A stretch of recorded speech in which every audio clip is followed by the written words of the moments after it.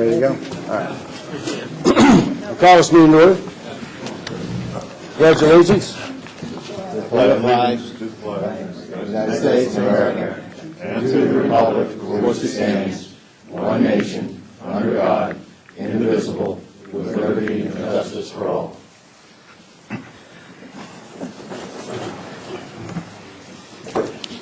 Okay, the agenda, got approval of minutes, one set of minutes from regular meeting, my remarks, general manager's report, special presentation from Casper Golf, public comments, media questions, old business, pending action list, new business, current status of reserve funds, majority facility planning, CPI actions, advisory committee appointments, and adjourn to closed session for a legal issue. Any changes or adjustments? Bill? Yes, Mr. President, I move that we move Laura Moon. We remove her from the advisory committee appointments at the request of the committee chairman and reinstate that in January. Okay, so we're going to do Laura in January. Okay. Bill? I move that we move the Chris Linus appointment to closed session due to personnel issues. Okay. Any objection? None. Any other changes, adjustments?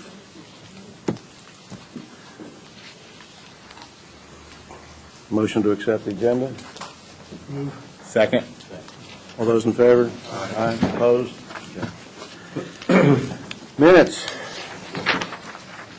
November 15th. I have one. I'm not sure I can second the motion to approve an agenda while I'm chairing the meeting. But, Actually, Mr. President, you can, because we are a small board. okay, all right. I don't remember doing that. That's all. Mr. Robertson, was that okay? I don't remember me doing that, yeah. Okay, other changes, adjustments? Motion to accept? So moved. Second? Second. All those in favor? Aye. Opposed? All right. Just a couple comments from me. There's a lot of energy in the community, of course, about the facilities proposals going around. I appreciate all the emails. I'm sure the board does too.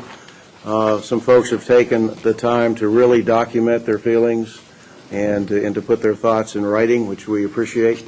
There's been some good ideas.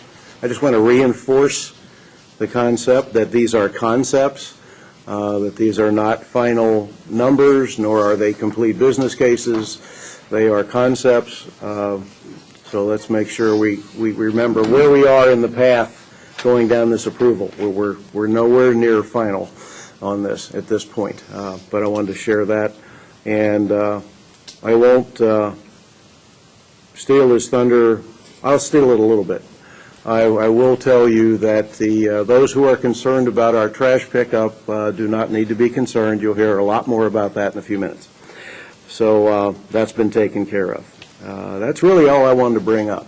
Bob, General Manager's report.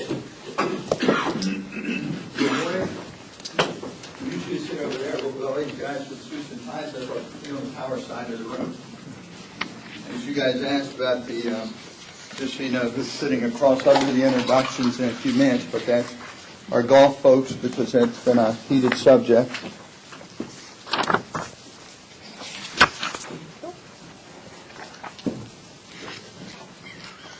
I'll probably be done in 5 if I don't get too many questions. I have a short report today, shorter than usual, because we have so many folks coming in with the golf.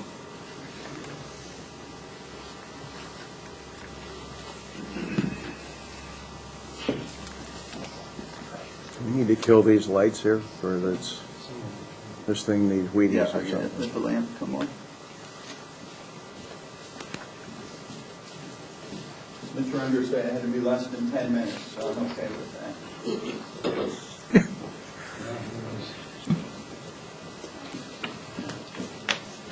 Okay, GM report. We're going to start right with the numbers, which is on your slide. The numbers came out this month, and the filter thing will clear in a second. But you notice across the board, I'm sorry, this number's covered, the clean filter, but that number's actually a positive 95,859. You can see it on your status sheets. We're doing pretty good number-wise. The bottom line, we're still ahead of budget. Concerns we have as we move through this.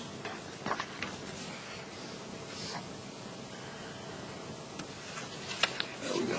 Okay, some concerns we have in tracking. Admin's pretty much where it is supposed to be. Public Works, they're ahead of budget.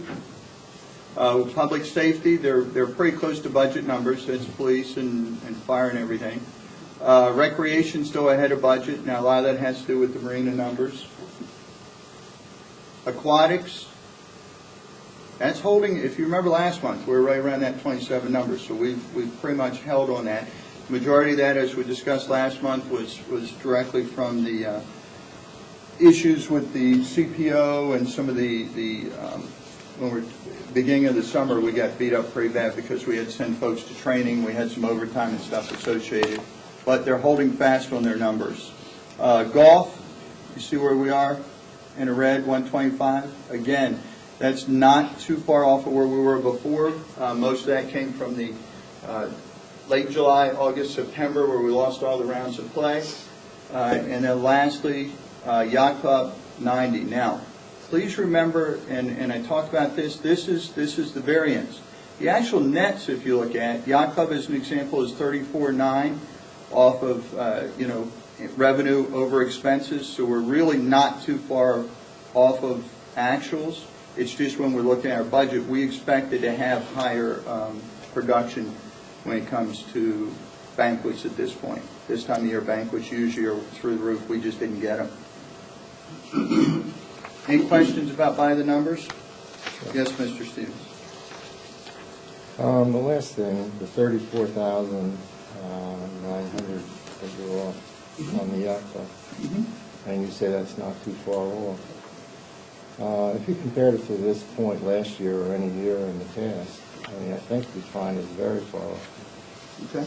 I think if you took the projection, no way to tell what's going to happen in the next 5 months, but on the other hand, if you simply look at what was budgeted for the next 5 months, we're on a track to lose $160,000 in the yacht club by the end of the year. That's not only over budget, but it's also the highest loss that we've had in the last 8 years in the yacht club. So it's not quite right to say that we're doing okay in that, unless you have a different definition of okay than I do. Okay, thanks. Yeah, let me respond to that. I recall at the last board meeting, Bob, at the 6-month juncture, gave a forecast for the remaining 6 months of the year. And if I'm not mistaken, the yacht club performance was in the area of 75,000 negative for the full fiscal year, right? Not 160 or not 100. And we've lost a little bit in the 1 month, right? Yes. It's gone from 75,000 negative for budget to 90,000 negative. I think to Dave's point, we are 35,000 essentially lost for the year, but we were budgeted to be 55,000 profit, thus the 90,000 variance. But the important thing is, as he made his projections and shared that with us last month, and it wasn't pie in the sky projections, it was pretty much adhering to the budget for the remainder of the year. If I'm not mistaken, that loss was 125,000 for the, I'm sorry, 75,000, 125 was golf, which is still tracking at that level, and the yacht club was 75,000, not 160. Well, I have to respectfully disagree with that. I'm not saying that I can't. I'm just reporting factually what he reported, Dave. Well, then perhaps, we didn't pick up last month on what he reported. But if you look at the budget for the remainder of the year, pull it out of your budget books and say, here's how much is remaining out of the budget numbers. If you apply those numbers for the rest of the year and combine them with where we are right now, the loss will come in something like $160,000. And, things can happen. I mean, you could do a little bit better. You could do a lot worse. I mean, but at the end of the year, I believe you're going to see not a $70,000 loss, but more like a $160,000 loss. As you pointed out, Pete, I mean, the loss this month alone is one of the highest losses we've ever suffered in this month at $45,000. That's actual, not against budget, actual. So if you want to take a worst case, let's project 45,000 ahead for the next 5 months and see how we come out there. I'm just pointing out that when we talk about these budget numbers, that there are timing issues. Anybody who has ever done a budget understands that certain events may occur ahead of time or may occur later. And as a result, we point at any given point in time, if you don't take those into account. So if we don't take into account, if we say, boy, we're really great here in the end of August, but what we know is that all of our expenses are coming at the end of the year and none of our revenues. Those are timing issues. And I think perhaps in these reports that those things should be pointed out. I also have another question about the financials too, but it's not on these reports. Reading the front end of this is the monthly that everybody can get and probably should. We talk about revenues are over budget. I'm sorry, I'm reading the wrong thing. Capital and transfer, new capital and transfers are under budget by $3,682. That's a good thing, I guess. It's a good thing. I don't know. It could be a timing issue. Maybe we spent the capital. Maybe there's more to come. I don't know whether that's true or not. But my question is, what I wonder about is why it's not noted on the front. That if we look at the revenues and we look at what was budgeted in terms of, reserves, replacement reserves. I mean, we find that in various areas, golf being one of them, which we'll hear and talk about for a while. We're down, the replacement reserves are over. We've overexpended our budget by $21,000. Now, being a golfer, I think, and most golfers would know why. I mean, I had to do some stuff. On the other hand, in the admin department, our actual replacement reserve expenditures were $83,670. That's $46,430 over our budget numbers. Now, in all fairness, I mean, if you're going to put up numbers which are fairly inconsequential when you come right down to it, new budget, totals is only $21,000 budgeted. That is to say, new reserves. I think, we would sit and or show and explain and talk about why we're over budget in these other areas. So, I think I mentioned once before that this report is really deficient in a lot of ways. It has been for some period of time. So that's all I'll say. Yeah, let me just respond, not even respond, but just offer a comment in general. And I pretty much do this every meeting, and I'm sorry, but one of the community publications, the most recently reported, Bob Thompson projects profit of X number of dollars for the year. Well, Bob Thompson did not do that. What he did was project a profit for the year in one of the three categories that we have.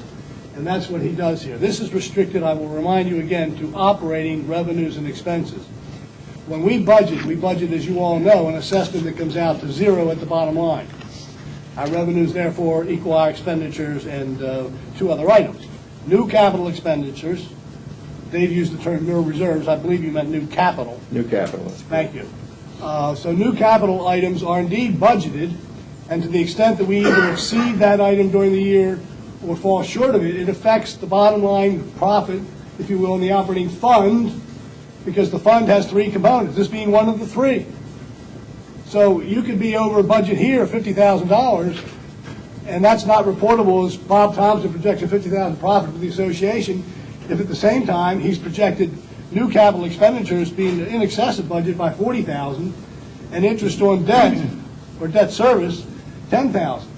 So in fact, what Bob Thompson projected at last meeting was even with budget in all three categories for the year, although it was positive, what was the number, 117,000 in this particular category? Whatever it was reported prominently as projecting a profit for the year. Not true. You have to take into account all three components, and I would submit to you, Dave, that perhaps we ought to highlight that at these monthly meetings to make that clear. So I would support some kind of, on top of this, Bob, something that doesn't confuse people and gets all three elements. That's all. Yeah, if I may, Pete, I understand your points, all of them, but replacement reserves are also budgeted, and they're budgeted by categories. And they're not transferable between one category and another category. They are not. At will. And when we have an overrun, a significant overrun of, well over 50% in a reserve category, then I think that both needs to be noted and explained. Is anything about that unreasonable? No. Okay, that's all I have to say. No, that's, we're going to have a presentation on Let me the, just add one comment to that. That's all. Now, processing that, I'm a little slow this morning, I'm not feeling well. One of the most significant differences, Dave, I don't disagree in general with what you're saying. However, it's a question of detail and minutia. But in any event, one of the most significant things is, and I think the public generally does not understand this, when there is a variance in the replacement reserve expenditure, let's say we budget a capital expenditure of $300,000 for a particular project out of the replacement reserve, and let's say that we end up spending $500,000 instead of $300,000, that's a $200,000 negative variance, right? Does not affect the assessment one bit, because what affects the assessment is the amount of depreciation we put into the fund. That's when you trigger the assessment impact. When you take it out, a lot of people think when you take stuff out of the reserve, it impacts the operating performance and therefore my assessments. Not true, ladies and gentlemen. What triggers the assessment impact is putting it in based on the depreciation calculation. When you take it out, for example, we took out $1,750,000 in the reserve account for this building. Didn't affect your dues a nickel. That had been put in by over a period of decades by other people. So there is a subtle, not so subtle, there's a rather significant difference. New capital, on the other hand, if we budget $50,000 and somebody has a bright idea and says, hey, why don't we build a dog park and take it out of new capital, that comes and directly affects the operating fund because it's not a replacement item. Does everybody get that? If we decide to build a bowling alley, that's new capital. Otherwise, its replacement doesn't affect your assessment. Thank you very much. okay. Yeah, we're for the record, we're not going to build a bowling alley, okay? We are going to have a dog park. But we are going to have a dog park, yes. All these comments are actually, these two are actually agreeing with each other. Mark that down. And I think we can throw all three legs of the stool at some point going forward. That's fine. Bob, back to you. Mr. Under, I'm over my 10 minutes, but I've spoken very Look, well. it's your fault, ain't your fault. It's Pete and Dave's fault. That's right. All right, budget, we've been working on in addition to the facilities planning, the golf, and a couple other projects. We are finishing up the budgets. I've spoken to Mr. Terry about it. Our delivery we're shooting for Wednesday. We'd like to, with the board's permission, deliver that Thursday afternoon. We're just gaining one extra day, but given some of the few items that are relatively new this year, we're just trying to make sure we tighten those up. So they'll be available Thursday afternoon for the board. Okay? Any questions about that? Any objections to that? Or? No. Okay, Bob. Couple quick things that you may have noticed. It's on the pending action list. I thought I'd go ahead and tackle it, Mr. Wentworth, so you're aware of the fact that Carrollton Lane is complete. Yep. The paving was done. If you get a chance to take a ride out there and look at it, it looks very good. Take the sign out. The signs are down. It's good to go. The only thing that has not been accomplished are the speed limit signs, and we will put those back up. Last time we put them up, they were removed twice, not by us. So they were removed. I'm assuming a resident down there didn't like them and removed them. So. All right. I'm assuming we're speaking to, or do we know who that without publicly We're- stating the no, name? We're handling it. We're handling it? But Okay. now the road's widened, it's a two-way street now, we took the do not enter signs from the east side out, so it's finished. So that project's behind us, and I will tell you, the county was equally as enthused to have that behind us for final. Well, and Bob, their speed limits are in fact consistent with the rest of Ocean Pines. Yeah. 5 They miles are, an hour. they are. Mr. Filippi came in and asked me weeks ago, said there was a lot of speed down there and there were no signs.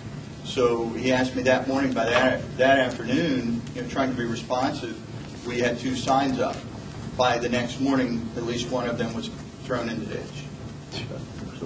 So you need to put them down at 20 feet of concrete or something. Well, we're hoping now that the road's widened and now that everyone's more accepting of where it is, that we won't have that level of energy. Four-way stop, those who come out that way, if you notice we widened slightly on the four-way stop on the right side, leaving the south end because the pedestrians were pushed into the traffic area. If you're biking or walking or jogging along the walkway, when you got right down the four-way stop, it merged right into the street. So if you recall, midsummer, we put Crush and Run down, and while we had our paving contractor out there who was accomplishing Carrollton Lane, he finished the Public Works project, and we also had him go ahead and pave right there on the four-way stop. So now it's paved, it's lined, and it's a much safer area there. I see many shaking your heads, so you're aware of it, so we're real pleased with that. Yep. Public Works, if you get a chance to go look at the parking lot, go take a look. It's all been finally paid and looks very, very good. We're pleased with the contractor. They did a good job there, and we like the way they really took their time making sure that they got the grade shot right so it would drain away from the building instead of into some of the bays. So we're excited to have that finally complete. Other positive things we've seen recently for those who did not get to participate, Breakfast with Santa. Extremely well attended. We had a great showing for that. The other one, which was a lot of fun, Santa actually came back, swam in the pool with the kids, and that was just a fun thing. The lights light up the pines, which if you haven't been out here at night, take a look. That was a big hit. The only negative we've heard there thus far is, hey, how come we couldn't participate this year? So next year we're expecting to have a much bigger showing. We ended up with probably 200-300 people. At least it was great for those who got to attend. It was the community came out and supported it, and it was just a neat event. So, a lot of positive. Bob, as you know, I was there. Yes. The only thing we need is a sound system. Yes. We desperately need a sound system. If we're going to have these kind of events, we've got to have a system that allows people to hear what's going on Traffic control. and yeah, okay. Just, I'm hoping it's in the. Here first. I'm hoping it's in the book when we get our budget book. Okay. All right. Trash. Okay, big issue. Drum roll. Getting a lot of calls about we've renegotiated a contract. We sent it out for bid with the RFP, as everyone knows. The numbers came back. We've elected to go with Waste Management. Here's some of the details on the service. First, it's going to be the same 2-week service, so those who have trash service, just like it is, nothing's going to change. As of the 30th, Chesapeake no longer picks up in the community. As of the 2nd, Waste Management will be on site picking up. And they'll pick up whether it's your container, whether it's an old BFI, one of their old containers, your own, or even a Chesapeake container. If you own it, they'll happily pick that up. A couple new things with the contract, which we're very excited about. Recycling. They're going to, recycling is an option that comes with this contract. We're excited about it. We've had a lot of residents come to us and talk about recycling as an option. Instead of having to load their car and take it down to the recycling center next to the fire station, they're going to offer curbside recycling and single stream. I'll explain that a little more. Recycling rewards program. There's a program, the more we recycle, as they collect all the recyclables, they go back and weigh it, and they put that weight into the computer, and it loads up a rewards program. The rewards program is for every member participating in that particular program, and it gives you discounts on different things, stores nationwide as well as locally.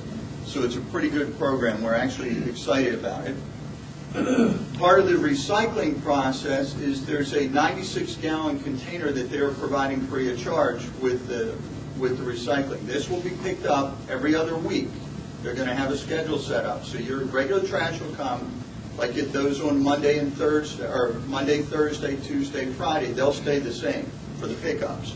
But what's going to happen, every other week, they're going to run, you'll have a pickup of this container. Now, what's going to happen, everyone's going to be in the program. If you opt out, they won't deliver a trash can for you. Okay, but the trash can's free, and it's part of the program. Yes, Mr. Stevens? Just a question, Bob. Do we have to use their trash can for recycling? You do not. You do not. Now, for recycling, you do. But for your No. trash, you do not. No, that was my question. For recycling, we have to use theirs. Yeah, recycling, you use yours, because they have the yellow top. It's recognized as their trash can, and their driver will know. And again, they're giving it to us free. Their driver will know that that's recycling. And no separation required, you previously said. No, single stream, that's what the really good part is. Single stream recycling, you put all your recyclables in the can, they take it, they separate it later. What are recyclables? Glass? There's a whole list, glass, plastics, cardboard products, and if you go on their website, I'm going to give you that in a second, it's got a whole list of things. Okay? Gotcha. Now, with the new contract, the price is slightly lower in cost than what we're paying now with Chesapeake. Okay, so despite the fact the trash is still being picked up the same as it is now, but they're actually adding the recycling program to include the trash cans, and it's all in the price, and that price is lower than what we're paying now for our trash removal. And this will kick in January 1? January 2nd. 2nd. They'll come in, they'll pick up. Important, everyone needs to go either call the 800 number or, and I'm going to give that to you, the 800 number, or go wmcurbside.com and sign up. It takes about 3 minutes to do it online. It's 4 screens you pop through, and then it gives you the option. You want to pay with credit card, how you want to pay. You can pay quarterly, you can pay annually. But it's very, very simple. When you go into wmcurbside.com, it'll say, you put your 21811, then it's going to ask you whether you're Berlin or Ocean Pines. When you click on that, it'll go to the next screen, and it's 4 screens, very simple, and then the last screen you put your credit card number in. If you don't have access to if you're not proficient on the computer, you can call the 800 number, the call center, it will identify it's us, it's all set in their program already, and they can walk you right through it. Mr. Wentworth? How are we going to communicate this information to the OPA membership? Yeah, we have a pretty aggressive plan for the next 10 to 15 days that we're going to put it, now that we've announced it here, we're going to e-blast it out. We're going to put it on the marquees. We're going to put a couple of vinyl signs at each gate with it looks like a holiday flyer, but it has the curbside.com and the 800 number on it. The newsletter's going to go out. We're going to move the newsletter up a week in January. Usually it's the second week of January. We're trying to get it up for the first week of January, and we'll have it in the quarterly newsletter. Channel 78 and the webpage. And I'm assuming our news media friends will help us Well, get I'm this. assuming a lot here, so... Yeah, they'll help us get that We'll out. also do following this, we'll do a news release, so whoever wants to cover it. One of the other issues, Bob, that I just want to make sure people are aware of is that one of the issues we've had in the past was whatever it was, they called it the drippings on the street, that kind of thing. New trucks. These are new trucks. They have promised us brand-new trucks. We've just executed the contract, so the new trucks take about 6 to 8 weeks to come in. The trucks that will be in the community, you'll be hard-pressed to not know they're new. They're 2011 trucks. So they just haven't bought the brand-new ones for us, but they will as part of the deal, because they would have new trucks cycling through here. That way, we shouldn't have the leakage, the flex trails, any of those calls anymore. Two questions. Yes? Question one is all of the existing garbage cans that we all have floating around our property. Are they going to offer their own waste management can as well as the recycling can? Yes, you're able to, just like you did with Chesapeake and prior, you can either rent a can or buy a can from them. If you can, when you go online, you can look at that, or you can call them. make arrangements. For those who rented a Chesapeake can, are they going to pick them up? Or are they- I have that here. Oh, there you go. You know, there's a letter that they sent out, basically stating they aren't going to be the carrier collector anymore. They will be in the area. Let me just read it. Due to circumstances with the contract of Ocean Pines, I'm sending their returning payments that were made. They will no longer be the collection service after December 30th. We will be in the area to pick up our containers, if you have one, between December 29th and January 6th. Please place the container accessible at this time. If you have any questions, you can call them. So basically, between the 29th and the 6th, if you put the Chesapeake Waste Industries trash collector can out, they will pick them up. I think that's all the public. And this, I got this in the mail, so that's, I thought I'd bring it with me. Okay, Okay? that's great. Last question is timing for people. If I don't sign up by the 2nd of January, I can still continue to sign up at any point during the year for this program. You can. And what we've worked out, there's going to be a grace period through the 20th of January for folks to get signed up, knowing that, we're at 30 days. So they'll pay. If you put it out on the curb, they're going to pick it up for you. If mid-January, if you haven't signed up as a pickup, they're going to tag your can or come up and tag your door with a little sticker say you haven't signed up yet. Please call this number or email today so we can get you signed up so we pick you up, at our next regular stop.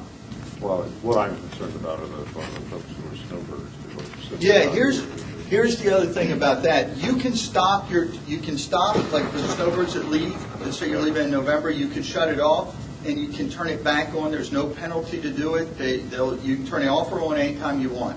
So it's up to whomever. If folks have left, and when they come back in April or March, or whenever they get back, they can call or get online and sign right up, and you'll be in the next pickup. Thank you. The other thing about this, and we're going to solicit from the community, it'll be the next rollout, the recycling program. What we're going to do is we're going to get through January with the trash pickup. Starting February, when folks go online, they'll get the route and everything set up, and then starting in February, they'll deliver the recycling cans. We didn't do it all at once, just I want to make sure everyone gets their trash picked up. The other thing that we're going to do, which we're very, very excited about, and we'll hit more of the highlights as we get a little closer to it, but we are going to be the only community in Maryland. There are 50 communities, 50 states that are participating in one community in each state that participates in the program. It's a recycling challenge. The winner of that challenge gets a $100,000 grant to their community for what the community wants to use it for. So it's actually a pretty exciting program that if we're going to recycling, what I'm going to do is get together, and Teresa and I were talking about it yesterday, we're going to get a community group. We've got a list of folks that have been shown a lot of interest in recycling. We're going to get a kind of a community activist group and get all the details on the program and see if we can't win that $100,000. Can we also include the environmental committee as well? No, they're a committee. I can't include. Of course we can. That's the good part. It's actually really, really neat. We've had a lot of people over the We've years. had a lot of discussion about recycling. Yeah, we're excited about this. What was really neat, and this was kind of the tip the scale for us with Waste Management, they are so aggressive with the recycling, and the fact that we were able to negotiate the contract in a way that was cheaper than what we're getting now and inclusive of the can, and then later they came back and said, all right, you're going to be in the rewards program, and you'll be the only community in the state participating in this 50-state challenge. All positives for us. Now, I will say the other thing, and this will come a little later, but if we're able, the goal would be by next year, if at all possible, to go to 1 and 1. 1 day recycling pickup, 1 day trash pickup. What they're finding is between 60 and 70% of regular trash that gets picked up ends up being recycled. Okay, so if we're able through, and we didn't do it coming out of the gate because we didn't, anytime we make a change, people get really concerned about it, so we decided to do a two-step process. That's why we're throwing the cans in. If we're able to go 1 and 1, let's say your pickup's Monday and Thursday, if by next year everyone's comfortable and we're using the recycling, as I believe we will, single stream, it's very easy. If we're able to do that, we're going to go to 1 and 1 potentially next year. If we go to the 1-in-1, it further reduces our $15.40 price. So we could actually be cheaper and protecting our environment and not filling our landfill with other recyclables. So real excited about that. One other clarification, just so the recycle containers that are currently near the fire department at South End, those will still be there, They will. correct? They're If somebody found wants to recycled. use those are not going to be removed, they will still be there. At this point, yes. Okay, all right. This is great, I just want to make sure Yeah. that people don't think that This those are is- now going to be gone. 'Cause No, they're not. this just allows you to recycle curbside. I think more people will participate when you find out how easy it is. I'm sorry? The contract includes everything that the old one did, where they'll pick up the 4 bags of leaves 2 weeks after the holiday, Christmas, and thanks for that, Joe. 2 weeks after the holidays for Christmas, they'll pick up the Christmas trees. In addition, they'll pick up, just like the last contract, the bundled sticks under 4 feet in length. What they won't pick up is commercial or hazardous waste. And the other thing, which is kind of cool, when you go on their website, you get to the second or third screen, it actually has a breakdown of those items that you would see in the contract right on the screen, so you know what they'll pick up. Okay? Thanks for the question. Any other questions for me? Thank you very much. Kept it short, right? Okay, All right, what I want to do, Tom, I'm just moving on to the next. Billy Casper, right? All right, the next thing, I was trying to introduce everybody for you. All right, the next thing with, Joel, you don't need to slide. All right, the next thing, the board's asked a whole lot about the golf course, and we've obviously created a lot of energy around golf. I've been throwing out a lot of ideas, and some are received well, some not so well. And then the recent question the board had was, Bob, is this really what we need to do and why? We haven't heard this before. So at your request, we've brought not only Billy Casper in, but we've also asked the USGA to come in and talk today with you all as well. So you guys, you want clarity on golf, other than what I've shared with you, here are the folks. We're going to start with Joel. Joel, some of you know Joel. Joel Goldman's the Vice President of Operations. We've been working hand in hand since they first got here. We don't get to see Joel nearly as much, but he's a phone call away for us. Brian, there you go, Brian Galecki. He is the VP of Agronomy. Okay, he works with Dan Evers. Okay, and Rusty. You guys all should know Rusty. So they're kind of the team that overlooks all the agronomy issues. We talked about Rusty, Damien. Who else have I missed? Other than Darren Bavard, he's the USGA rep. Okay, so there's been a lot of questions or a lot of things coming up about, the USGA reports never addressed the greens are in good shape. A lot of emails for folks that all know, well, my brother-in-law is a USGA, or works here, and he says this. We've got experts here today, so here's your Q&A, and I'm going to pass it on to Joel. Thanks, Mike. Those slides still better to be on there? I would think so.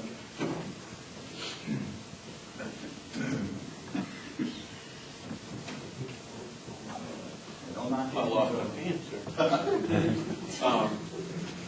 I don't know if I need to thank Bob or not for having me follow the trash slide necessarily, but we're going to try to overcome that. So, a couple things to accomplish. We wanted to, or at least I wanted to, give you a brief review of kind of the last 12 to 13 months from our side of the table, as well as have a question and answer session on any concerns you guys might have had throughout that process. It was almost exactly 13 months ago that we started this partnership, and I wanted to give a big thanks to Bob and actually the board. A lot of the people that we met early on are still on the board, and some that aren't, for letting us be part of Ocean Pines, and the partnership has been very good. Like Bob said, we were either a phone call away or a couple hours away in most cases, so it's very easy, very convenient for us to get here and help when help is needed. And I think we go back and try to put it into about 4 phases that the last 13 months have kind of come within. The first phase, as you would expect, is just kind of a transition or a startup phase. It's a lot of building relationships with Bob, building relationships with the board, building that partnership that you'd like to see from any contractor that you guys would bring in, or just any relationship you might have. From our side, we spend a lot of time setting goals, setting budgets, setting targets, and hopefully having those as targeted as they can be, so that they're specific, we can measure them, and we can report results back on a monthly basis, either from Damien or from Rusty or from Bob, however that may work. And then making sure that those plans have all the backup from the marketing side to give us the best chance to be successful. So I know that when we were here in November, there were probably 3 or 4 months of us trying to understand everything, that a little bit of history, a little bit of opportunity, a little bit of everything that kind of goes with a new transition. And it was very positive. Everything was upbeat. There was a lot of excitement around the clubhouse, even though there weren't a lot of visible things throughout the winter going on golf related. But you could tell the programming was coming. You could tell the marketing was coming. So that was kind of, I'd say that's probably November through most of March, and even a little bit into April, kind of setting the groundwork and making sure everything was ready to go for the season. So we had a little bit of momentum started in the transition, but then a lot of momentum created throughout April, May, and June, not only with the membership support, but the feeling that you got when you walked in the pro shop. A lot of changes, a lot more smiles, I'll say, just a lot more pleasant, not only from our side of the counter, but from the other side of the counter. A huge increase in package play, which was a new relationship that I think we were able to tap into kind of in that planning process. Damien and I were talking about it again yesterday. We were able to do more package rounds in those 90 days than you guys have done in the entire year in the past, by almost another 50%. So I think the number in the years past was about 2,100 package rounds. We were able to push that closer to almost 3,000 package rounds. So a lot of positive energy going through kind of the May, June process. Green fee, cart fees were right on plan. Pro shop was ahead of plan. The turn grill was ahead of plan. And sometime in July, we even snuck in a visit from Billy Casper himself. Again, kind of creating just that atmosphere, just that pleasant, kind of that pride in Ocean Pines, the golf club that everybody, I think, was expecting from the very beginning. The actual revenue drop-off, or the actual negative side of things, when things turned a little bit, I would just kind of put in the crash category for a little while. We really didn't see that impact until we got to September and October. Even though we understand course conditions in the middle of July and through August were kind of deteriorating, and then toward the end of August maybe a little bit worse than that, the real revenue impact didn't come until September and October, when we really made the conscious decision in talking with our partners in the packaging business that it really wasn't in our best interest to have all those package rounds come back out. Damien, we probably had another 3,000 package rounds available for the fall, which would have been obviously made a huge impact in the revenue and the NOI numbers that Bob showed earlier. But if you look at it financially, through August, revenues were up about $20,000, and our NOI was about flat. We were up about $5,000. So when we really saw the impact was in September and October. And I think the number Bob had on the board before, as we sit today at the end of November, was a missed a budget of about $125,000. Let me ask you, if you don't mind, can we ask questions while you're going along? Absolutely. Or? Okay. Absolutely. What is the impact of that? I'm assuming you're saying the 3,000 rounds that we didn't get in the fall. Financially, what is that hit? What does that equate to?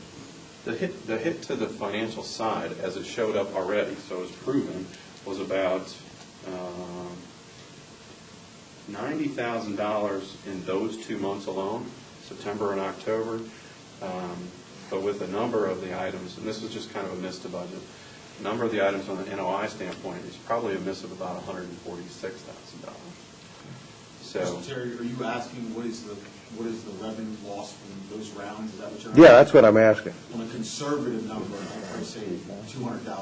Right. Because it's not only the package play, we also Right. have Member play, local exactly. play, Okay. resident play. Total impact on the budget of the problem is in excess of 200,000. That's 200 and 250 is, I think, what, That's being conservative. correct. But For the full year. Right. The budget that was put in place was not expecting that much growth in those months. So again, from a budget standpoint, it was that. But the overall, probably, for 3,000 rounds, even just at 45 or 50,000, or $45 or $50, $150,000. And then you layer in a little bit of member play and resident play and so forth. Okay. So I guess the point I'm trying to make in the phases is that those 2 months really made up the entire deficit to budget that we're looking at.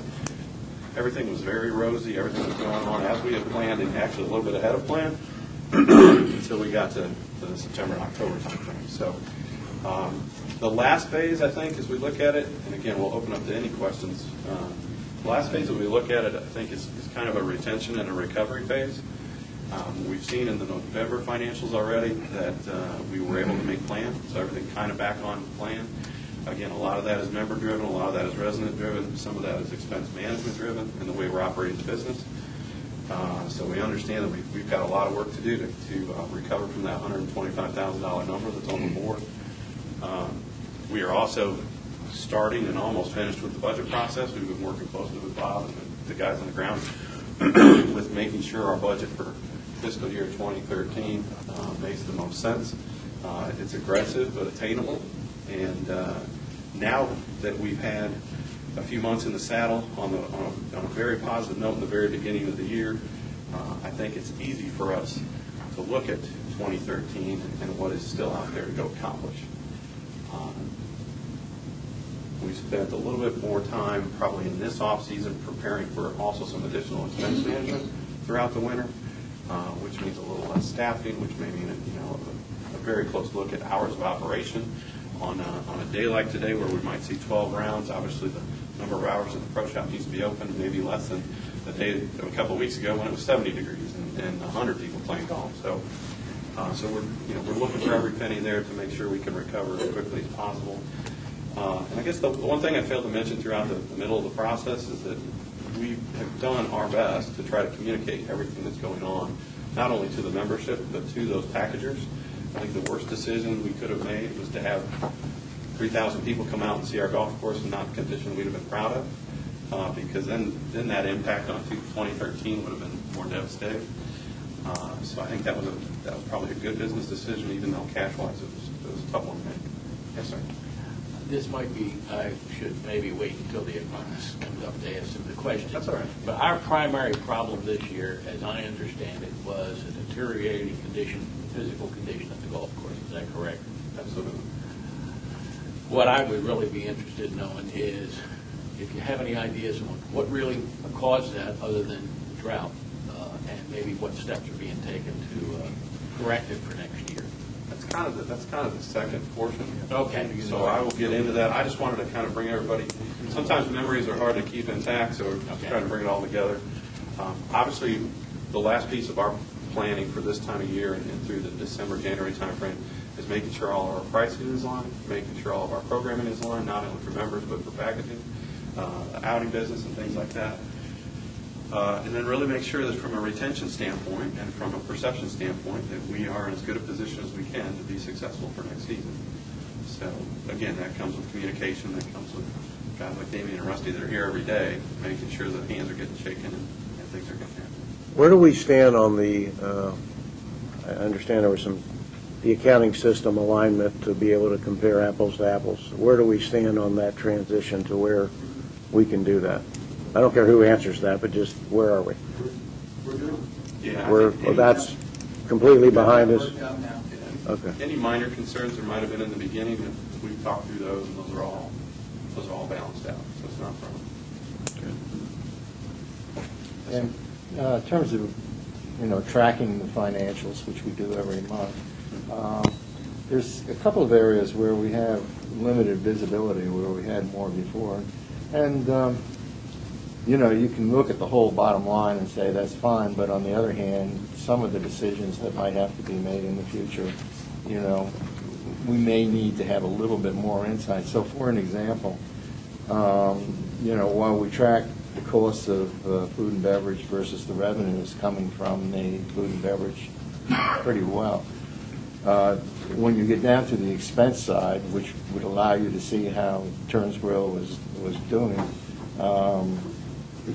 we only have two line items, wages and benefits and other expenses, which doesn't give us any visibility at all into whether Turns Grill is doing well or not doing well. The report that we provide has that level of detail that you're looking for.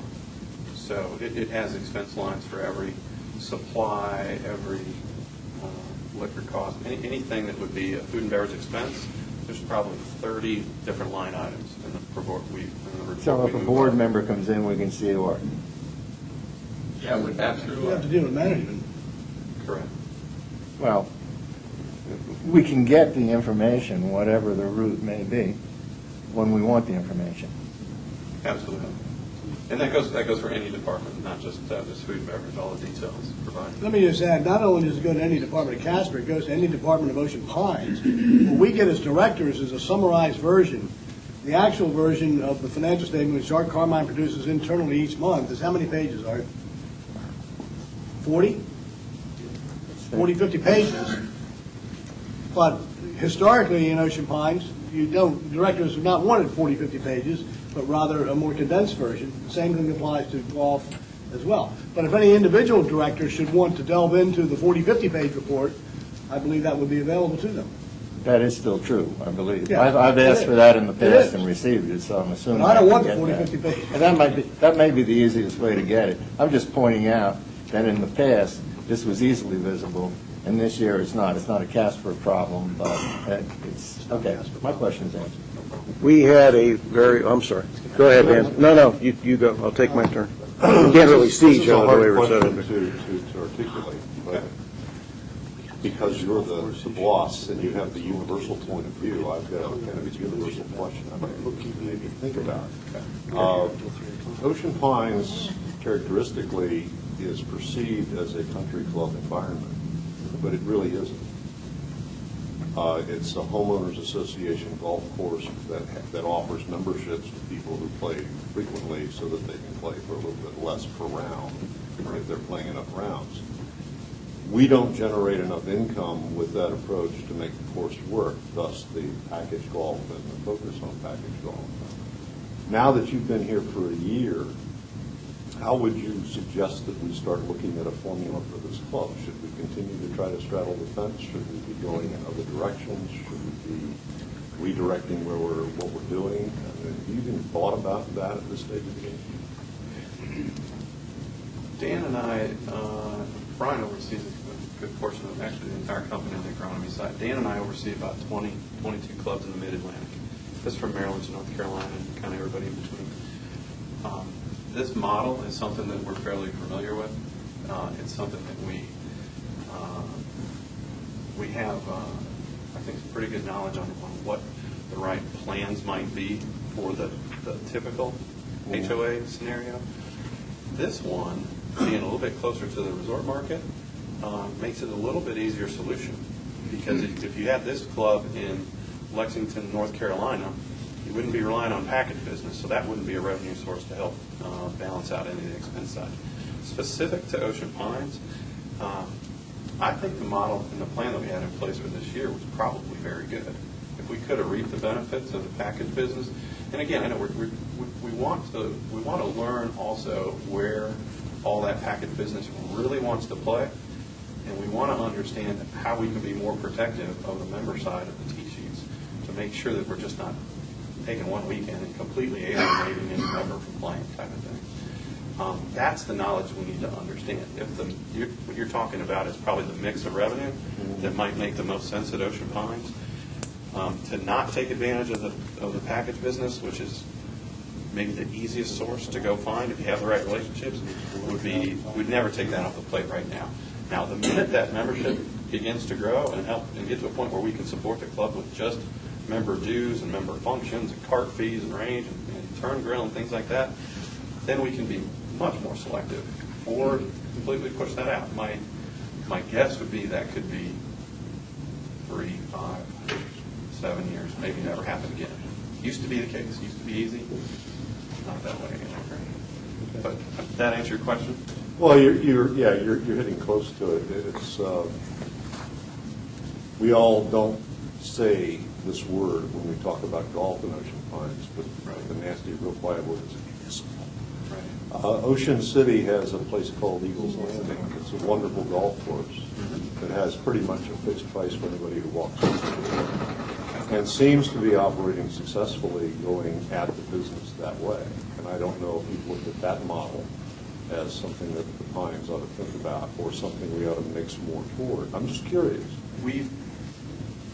I would say we've tried that model at other facilities as well.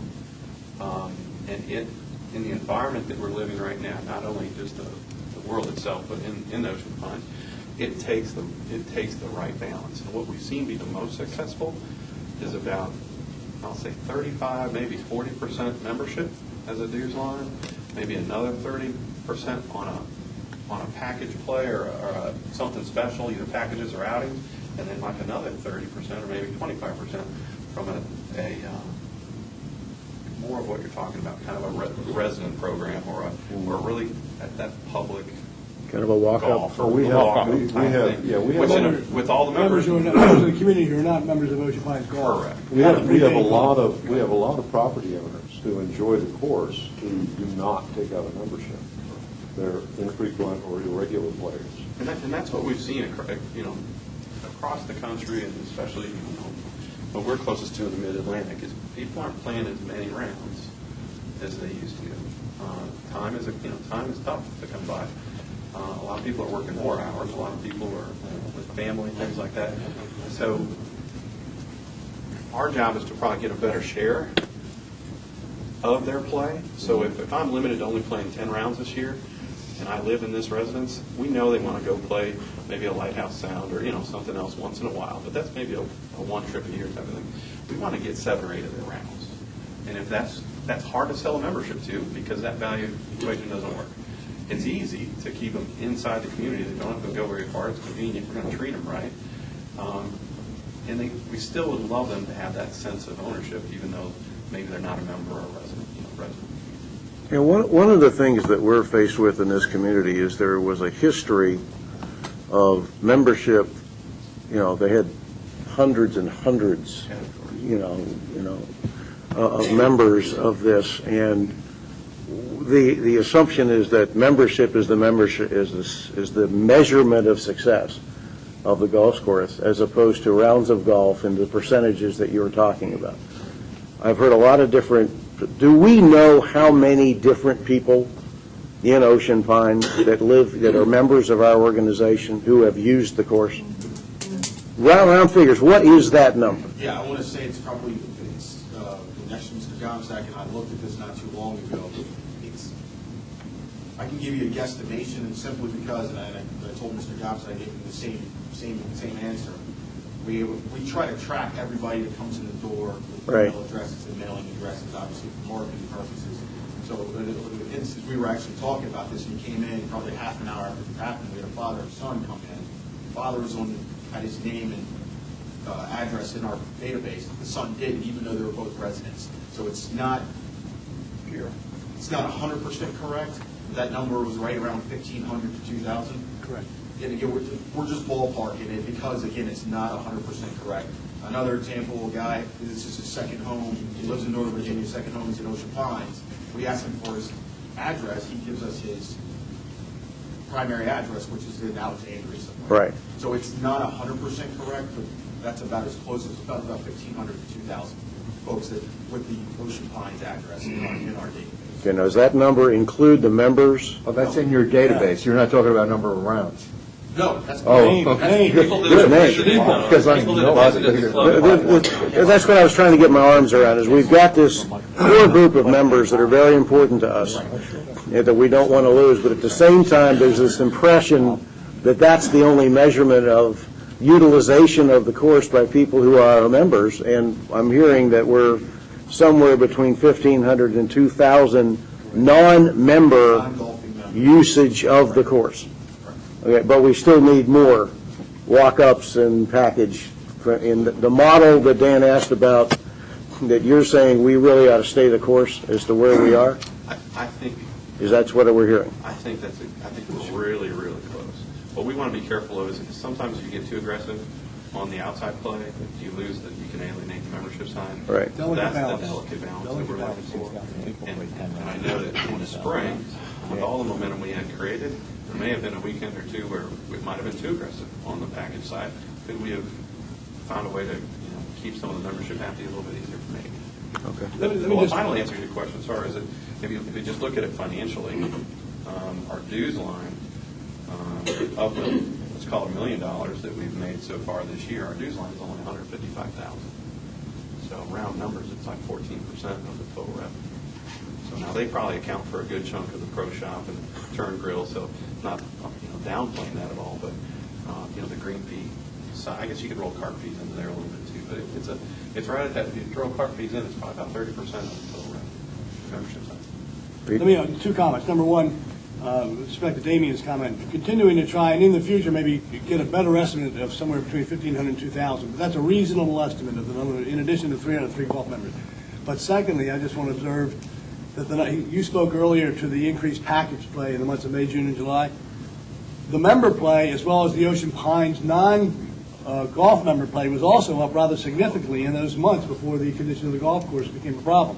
So it wasn't just maintaining current levels of member and Ocean Pines play, and they were both up rather sharply. Now, the package play, the outside play was up much more dramatically, but it was a very, very healthy increase in May, June, and July in both the Ocean Pines member rounds as well as, and the revenues reflected that as well.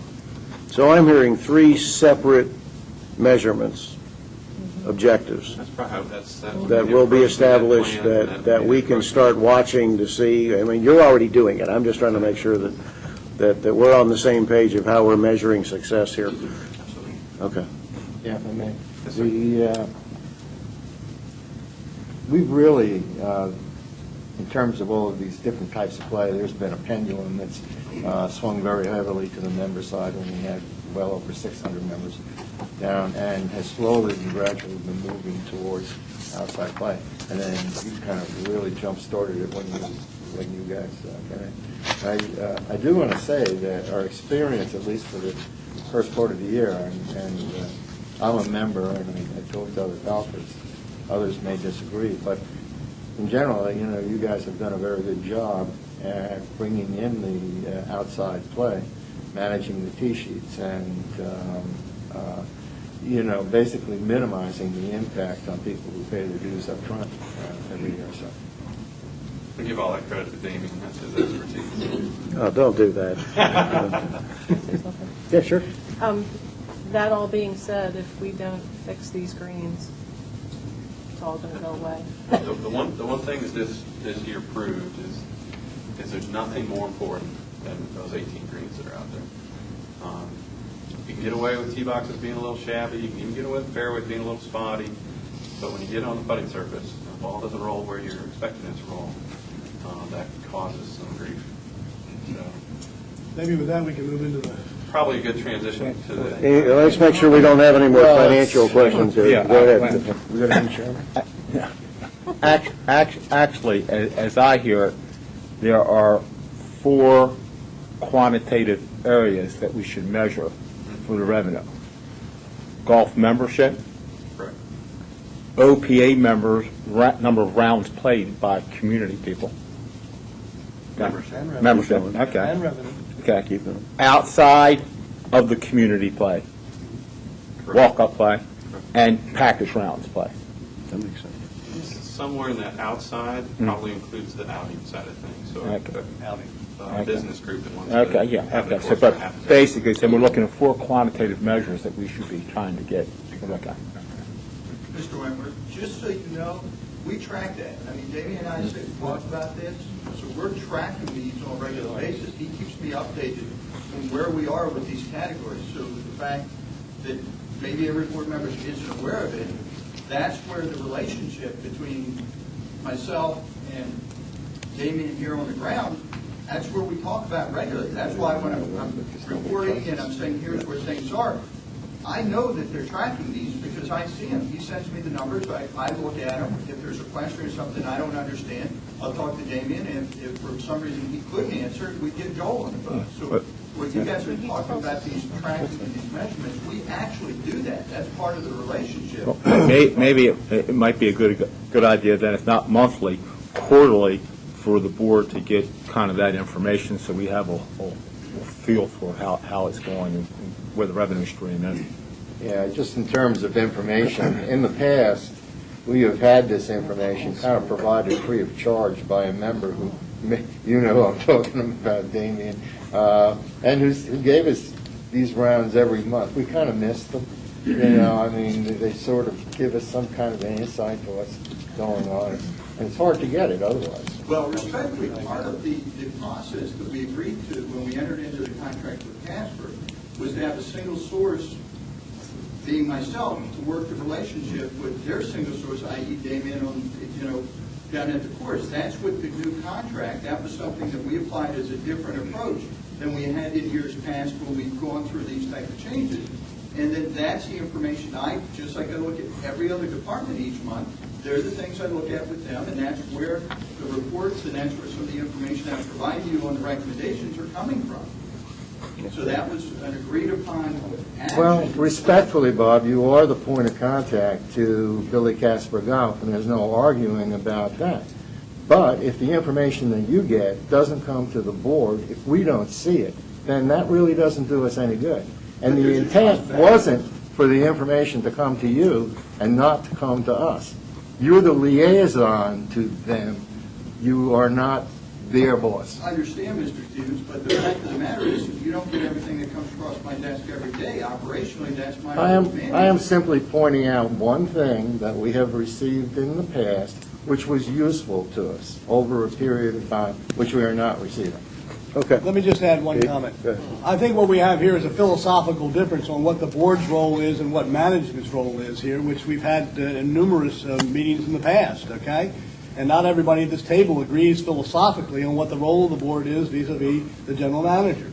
Bob Thompson is the general manager, and the relationship he has with Billy Casper Golf is similar to what he has with every other department. Now, some board members want to see every little detail. I do not. I don't think the majority of the board does. But Right. Bob is doing his job by managing not only the relationship, but the function of golf as well as the other function, parks and recs and aquatics and so forth. So he is our general manager. I think we've all made our point. I'm going to let these. That's Yeah, all. I Let's think go to the course. the issue is that, for, at least for me, is the business plan, the business model. We've seen other courses in the area survive July and August. They ostensibly didn't get hurt. Well, there were some courses that were benefited because, at least in my opinion, you made the right decision in saying to future customers, don't come play our course when it's in trouble. We'll get you back here when we're ready to take care of you the right way. Being in the marketing business, that's the right decision to have made. The question becomes, if we're ready to move on to, you know, the elephant in the room is the condition of the course, and what do we do now? Business model-wise, I'm hearing you say, stay the course on the 30 to 35% mix, watch the numbers, and manage it effectively, but we're about to hear about, you know, how do we fix our product here? Because I'm hearing the product's broken at this point. Is that fair? Okay, go ahead. We're probably past that. So one of the other agronomic experts in the room. You want to hear from our side first? Yeah, why don't we stay with Casper, and then we're going to ask Darren. Whatever you want to do. Okay. You want to hear from Brian? I agree. Brian Belanger, the regional vice president. My introduction, you could read. Question already?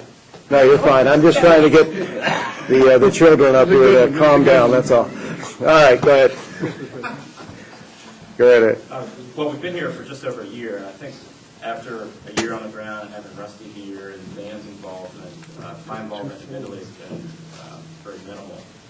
But what we found is there are some infrastructure challenges here that are creating some chronic problems that, in our opinion, need to be addressed. So the infrastructure challenges, depending on the severity of the weather of the year, and I think we've seen them from what we understand, and I guess Darren will elaborate on this as well, the severity of the weather in a given year will dictate the severity of turf loss. So with that, talking to Darren and Dan's relationship with Darren, negotiating, being involved here, probably pass it on to Darren to kind of just give a background. Darren's been coming here for years, up until 2007. 12 or so. Well, Welcome. I was coming year after year. Some folks may remember we were over in the clubhouse 3 or 4 years ago. It may have been the same time of year, I can't remember. I know it was a Saturday or Sunday afternoon where we had a meeting over there. And at that time, the big topic was the drainage project. Were you going to do the drainage project for the golf course? And I said then, I said now, that if you don't have the drainage in place, you are at the mercy of the weather. At that time, your primary challenges, your worst challenges, I should say, were in the fairways. You guys got hot, you got wet, and the fairways did not survive. You want me to go up here? Yeah. Wherever you want. In front of the camera. I don't know about that. So, but, so at that time, we talked about the drainage. We also talked about the growing environment around this golf course. This golf course is basically 40 years old.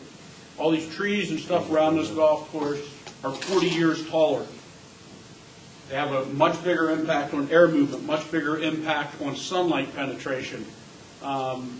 In full disclosure, I've been on this property one time since 2007. That was yesterday. Okay, so I can't speak to, what the conditions were this summer. I can speak to what they were in other courses that I have visited. We went through 2010 and what was one of the, the hottest years on record, and we thought that we couldn't repeat that until we got into July of 2011, and in many locales, July is the hottest month on record, going back since records were kept. Couple that with some untimely rainfall that happened in some different areas, and yeah, the grass suffered. I believe that if you look at the timings of my visits, my official visits to the golf course, in some years it was March, a couple years, June, most years, occasionally August. But most of the time, so in the context of the report, we're looking at the golf course, I hope, and it sounds like it wasn't a whole lot different than it was in 2011, that it was in the best condition of the golf course. That was not the time I picked. That was the time that whoever, Ocean Pines, whether it was Tommy Cassett, whether it was Harlan, or who it was, that was the time they picked for me to be here. And anybody that, if you want to know why I wasn't back after 2007, part of it was said to be a money decision, but I think part of it was a bigger decision that I had some disagreements with how some of things were being grown in as your drainage project got started. So that was, again, going back to when Tommy Cassett was here. You guys remember, you used to not be able to play golf on your greens in the winter. Kept the greens closed all winter long. I basically said there's no reason that you couldn't, there are downsides to winter play, but if you wanted to open your greens in the winter, it was fine to open the greens in the winter. Again, because I was told that my thoughts on politics, were not needed. It was just purely agronomic. I got 2 years off from that, and I was told that. So, if you don't believe that, that's fine. I was told that in the case of the winter play issue, because every year we used to meet after my visit in a room over there at the clubhouse, and every year everybody wanted to know why we couldn't play golf on the greens in the winter. So back to where we are now. The idea that, the greens have been in good condition when I've been here is fairly accurate. I've been here early in the season. I've been back for stop-by visits where there have been struggles on several of the greens. There's been, the second green was one that traditionally had problems, number 8, even number 7. So this idea that in every other year leading up until 2011, the greens were in perfect condition, I don't think is accurate. Now, as far as what your options are moving forward, and I think it's important to say there are options. I'm going to let the guys from Casper discuss some of the things that they have forwarded to you, and then I will chime in, with some thoughts and opinions on that. Could you answer a little more specifically? We've had a couple of conversations recently, just getting my arms around where we are. Are the greens in, the times you came were spring, early summer, when they would be in decent shape? Correct. Your focus point was not necessarily on the greens, but your reports, I feel like I'm grilling them like we're on the court, but I'm sending your report across. Yeah. But the fact of the matter is, the time you came in, they would be in good condition. Correct. So your USGA reports up through 07 don't focus on the greens because you weren't asked to? If- That's accurate, and one of the reasons is the fairways were such a struggle, but if you go back further, even back to Keith Happ, who was the agronomist that visited here before I started, if you go back to Keith Happ's report, there was a lot more problems with the greens going back, and it was more a point of discussion. And part of what was going on is there was push to get bent grass, more bent grass into the greens. And when Harlan arrived, one of the topics of conversation, the growth regulator that was used on the greens, being trim it, yes, it helped you push bent grass and get more bent grass in these greens, but it also affected summer playability terribly in terms of the greens being bumpy and pitted because of the impact of that regulator on the grass. So at that time, the decision was made that maybe there should be less of a focus on just pushing bent grass because you had gotten as far as you were going to get on the golf course with that process and focusing more on playability. And if you go out there today, there's a heck of a lot more Poanua than there was back in 2002 or 2003, simply because of the fact that the focus has been on playability. And if you go back to those reports, and I have them. Got a question over here. Yes, sir. Before you turn it over to somebody else, I do want to ask one question.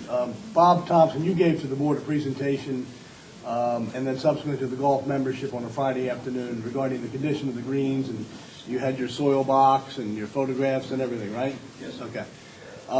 And that was as a result of having dug down, I don't know what the technical term is, but I'm an accountant, so what do I know? You dug down to a certain level to, so do I understand that you didn't do any of that previously as part of your evaluation? No. Okay. No, you I did did not. Okay, fine. And typically do not. You would by the not way. typically do that, unless you were asked to do it. Well, I would do exactly what was done. I would recommend whether it's, there's several different outlets that you can send an intact core sample to, which is what was done. Yeah, I Bob would hired say, Dr. Hummel, I think, out yeah, of New York or Norm, something. and I know Dr. Hummel well, but basically that's what I would say. I'd say, you know what, hey, Go if to you're an outside. interested in this and you think you've got an issue, you need to send it to International Sports Surf Research, you should send it to Norm Hummel or whoever. There's somebody such as a Dr. Correct. Norm Hummel. Correct. Fine. Thank you very much. So, all right, now I got to answer your question again. Well, you're right. I think. Yeah, I mean, so I did not have the soils information at the time. And again, Because some might suggest that you did exactly what was done recently, but the answer is no, you did no, not. I did not. Never seen the tests until Rusty just forwarded them to me last week when he, when we had decided that I was coming in yesterday. The other thing, Darren, that we talked about, we had a lot of comments about the conditions at our course versus other courses in the area. We spoke briefly about that yesterday. Other courses held up better this last season than we did. Can you talk a little bit about that? Why, from the greens perspective, why you think that's the case? Well, the only, I don't know who you're being compared to, but if you look at the majority of courses around here, they're much newer than Ocean Pines. They got much better infrastructure, and they probably have modern either USGA or sand-based green, and improved bent grass varieties. So I think that's one of probably the biggest thing is the grass that they have, as well as being a sand-based green. And the fact is, when Ocean Pines was built, what the expectations were for golf are a lot different than what they are now. And you can go back and you can look at some older golf courses like Marion and places like that. They still have their original greens, but the fact is, they have spent a ton of money over the years in doing things with those greens to upgrade their quality and to be able to maintain them. And they still struggle with, in certain years, even in close to that. But I think the biggest thing is just infrastructure. And Infrastructure being drainage, and I mean drainage is the primary issue, as well as just grass type. drainage under the greens. Correct. And I don't know what's under these greens. That was something that we kind of talked about a little bit yesterday, is possibly doing some. Oh, excuse me, are you talking about infrastructure in general or infrastructure? Well, he What's- specifically what- asked me regarding greens. Okay. And I'm saying infrastructure with regards to greens, as well as improved varieties of turf grasses that are more heat tolerant than what these greens were established to. And even now, I mean, they're looking around those greens yesterday, there's some Crenshaw creeping bent grass. Crenshaw was developed in the 1980s. Yeah. So, I mean, Of course, it's here in 1980. So you're kind of dancing around the options that you feel we might have. Can I get you to steal some thunder and just kind of go through those? well, in looking at Norm Hummel's reports, I mean, you're basically with the drainage issues that you're dealing with. If you want to fix the problem, you're looking at the very least coring out these greens and addressing the drainage in them and regrassing. Now, for me to stand up here and say that if you don't do that, you're not going to have a golf course is not accurate. But it's a matter of deciding what type of quality you want to be able to achieve on a regular basis. Okay, you pardon me for not knowing the terminology in your business. Coring out means what? Core out would be simply in place. Take your first green. You would come in, you would remove all of the existing mix, all of the existing drainage, again, don't know what's in there, and you would basically rebuild the green from the subgrade up and regrass. So, and that way you would have new drainage and everything And else. Bob, that's the solution that you put forward That's with what the, you have. right? That's correct. Thank you. All right, but that's one option. Are there other options?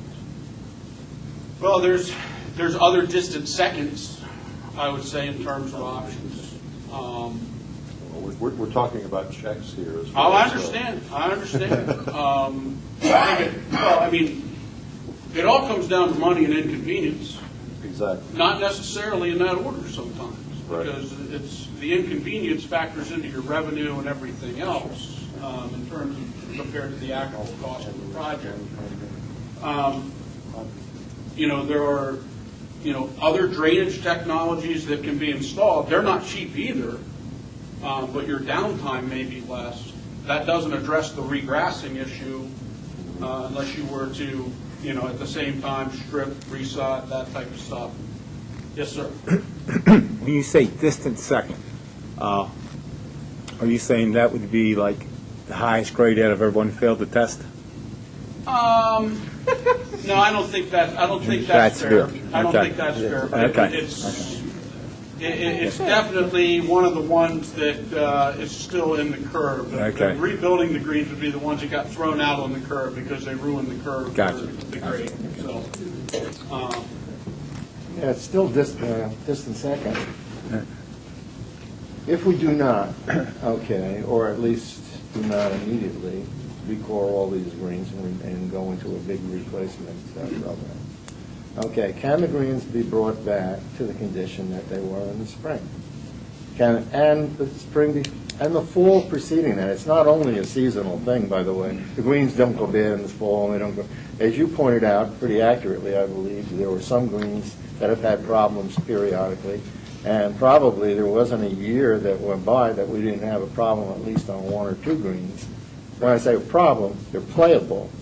Okay. Can we maintain the course in playable condition? Okay, that's what I'd like to know. Through proper maintenance. Now, by the way, you mentioned at least one factor, or two factors, three factors, that impacted the loss of the greens and the troubles that we had on the golf course. And certainly the weather was one of them.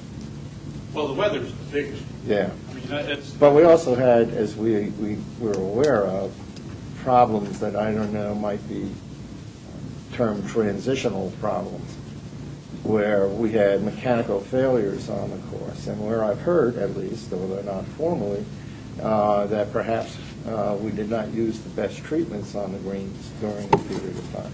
I can't speak to that. So you can. But all I'm trying to say is that there's many factors that influence the greens. I don't disbelieve you for a second in saying that the best way to fix this thing with infinite amount of money is to be able to go in and replace the greens. Yeah, But we'll have to struggle with that. I believe, again, for me to stand up here and say, you can't manage them through a summer would be disingenuous. I mean, it's been done. 40 years worth. Well, and again, you know, Except this one. the degree is, you know, what, and the quality and what you want to be is something that people may argue about. But you are still at the mercy, very much at the mercy of the weather under your current situation with your current grasses. And short of regrassing these greens, and this goes back a little bit to the, you know, even when the greens had higher amounts of bent grass in them, you're still a prisoner to the lowest quality of grass on the greens. My understanding is from Bob and others' presentations is that the compaction over time has increased our risk. So that, and now I don't know, I'm asking the question, is the fact that we've had the condition for so many years, decades even, make us more susceptible than if it were only a 10-year or 20-year-old course? In other words, 40 years of compaction, I've been led to believe, is an issue, and it will just get worse as you add more years and decades. I would agree with that. Management has a big impact on that compaction over time, how aggressive management has been leading up to it.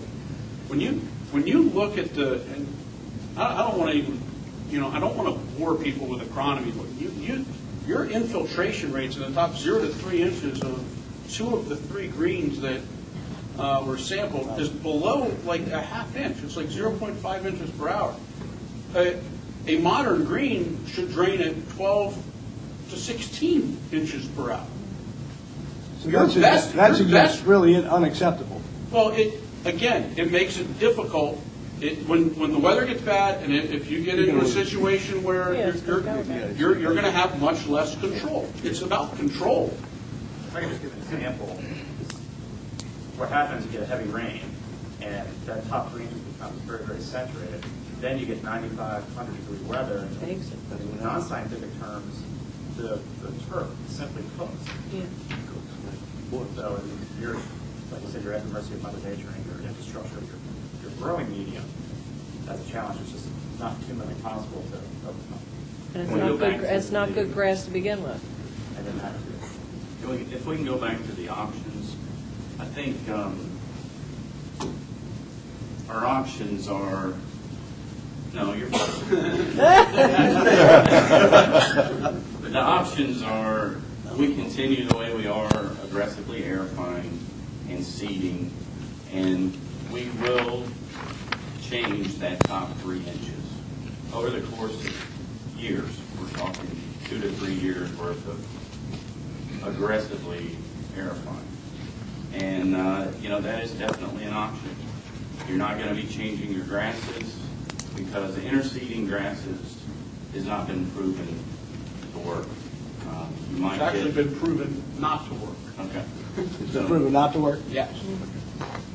So we're not going to change what's underneath either. He's talking about the infrastructure. We don't know how. We know that through the aggressive aerification over the course of 3 years, we can get the water to infiltrate better. But we don't know where it goes from there. We're not sure what's underneath there. So that's why we looked at, pouring them out and putting new mix in and the proper drainage underneath.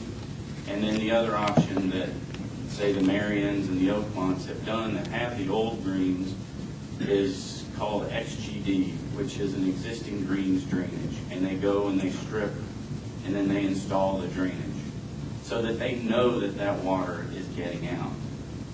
So that was mainly the 3 options that we're looking at is the aggressive aerification over the course of years and the XGD and then the total pouring out and regrassing. So that was the options that we were kind of. Which one was the second place? They do the SCGs, they want to keep the existing grass Correct. on there, which is allowed. And the existing contours and that type. They're not addressing a grassing issue. They're addressing. Right, so through the Hummel report, that's what I keep calling it, but Dr. Hummel, saying that the top 3 inches are clogged, and at the end of it, he recommended just taking the top 3 inches off and putting a good mix in, and then regrassing. And that was another option that we kind of looked at, but we still don't know that the internal drainage is there and that the water is getting this. No, we drain, we don't know what that drains is. Right. A lot of times. We've also exercised another option on what, 3 holes now, in that we strip them and resolid them. And that does not address the, It does not address the infrastructure Apparently issue. not. That is, it has always been described as a temporary solution, correct? that is- Temporary solution. temporary solution. Maybe Right. 1 year, 2 years, whatever, but temporary solution. We've got a 40-year-old course, right? 40 years worth of tree growth. I hear a lot of comparisons of different courses that have been built in the last 10 years versus, I want to talk about our 40-year-old, life begins at 40. Yeah. What do we do?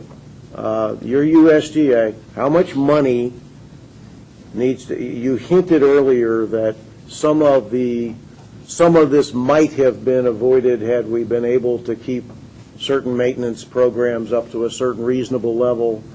I don't know whether that was a shot in the arm or not. I'm not sure. Not in any way. Yeah. It's very common, because the one thing that he is talking to you about in that 3-year plan, what that means is you're going to putt on greens with holes in them a lot more than what you have in the past. And then there's still no guarantee. That doesn't address the grass. That will make them better. It has to make them better. It doesn't address the grass, and it doesn't address the infrastructure. So it doesn't fix the problem. It does not fix the ultimate underlying problem. But you still run the risk of July having to pull that package play again in September and October, because those grasses and those greens can't hold up like the other courses in the area. well, and also in September and October, that's great growing months, so I'm going to be aggressively airifying in those months. So it would be these package rounds that are so critical. I'm going to have to be out there, airifying. And it's not just the package rounds either. I No, mean, no. that impacts, you're focused on Right. package rounds, but it's all that other outside play plus member play. I'm just saying that in those months that we're talking about earlier about the package play, those are the growing months too. So those are the months that I'm going to want He's to going be to out want there. he's going to have to do most of his work there. That's why. Just at the things. If we have the same problem next year, we got another $250,000 problem. Right. Just to put things in perspective, everybody's familiar with the aerification process and what happens. To put things in perspective, all those holes only amount to an impact of about 5% of the surface. So every time you go through that process, you're only impacting 5% of it. So you talk about 3 years, and that's like they're in a loop effect. Really, to get to where you need to be, you're going to be constantly playing with holes in the ground. So.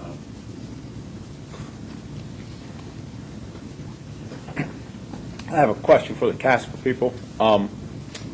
When we were in the contract negotiations, OPA with Casper, with you folks managing the golf course, at what point in time, or during that time, did your agronomists or agronomy people come out and evaluate the course?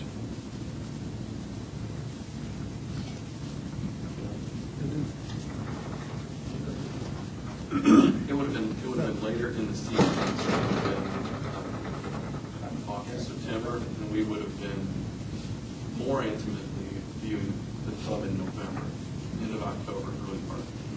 I can tell you the first time I saw it was right after the contract was signed. Right, after they were retained. And it came down at Harlem. Okay, so what you're saying then, a business that you were getting ready to take over and manage, of which the revenue, in any business, you're talking about revenue, was dependent on the condition of the course, no one evaluated until after the contract was signed. That's what I'm hearing. Correct. That's correct. Okay. Greens had issues when I was here. When I did my walk around with the chief at the time, there were some greens that were skirted over. Let's just walk over here to these tee boxes. I went back afterwards, and those greens had 14 especially had a lot of problems last fall. One had some side work done on it. 2 and 3 also had some patches. I think 3 was changed for the worst of 2. A couple of other greens also. Not like we had back nine this year. But 14 was pretty others had some pockets on them, maybe about the size, combined size of this table or so, but it wasn't perfect year out here. So was anything done at that time then to try to address those issues, to head off what was going on? At the time, yeah, my recommendation was to just do some side work on those areas. There was side work out on number 1, and that was really the only one. We got here in November, it's a little late to be solid bent grass. It's going to generally freeze up and kind of like a potato chip. So, not all the recommendations. Okay, let me bring us to today. And we lost somewhere between $250,000 and $300,000 worth of revenue because we had to. Bottom line, that's where I'm going. We had $250,000, $300,000 worth of revenue we didn't get because our course was not marketable. I'm a marketer, okay, that's where I come from. So I'm not an agronomist. All this grasses stuff, I'm not sure what. But I do know when a product isn't sellable, and I know when one is. So what I want to know is, what is the game plan that is being proposed so that we don't lose somewhere between $250,000 and $300,000 worth of revenue because we've had to rightfully tell our customers, go play somewhere else? I mean, is that, we okay with moving on to I that? can probably address that. Okay. The board has asked me to look at, back in August, what the heck was going on with the course. Right. We looked at it, okay, and the recommendation we made is redoing those greens as a permanent solution.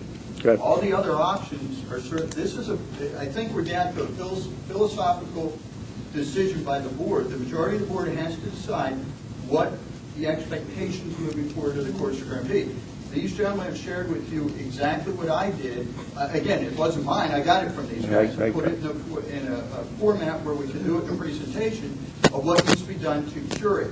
If we want to do patchwork and we accept the conditions when they fail with the understanding that it's patched, that's fine. We just need to know from the board's perspective of what the expectations. So it's really philosophical at this point of which direction the board wants us to go. If we want to cure this, we need to get after these greens, take them out, and replace them. USGA is telling us that.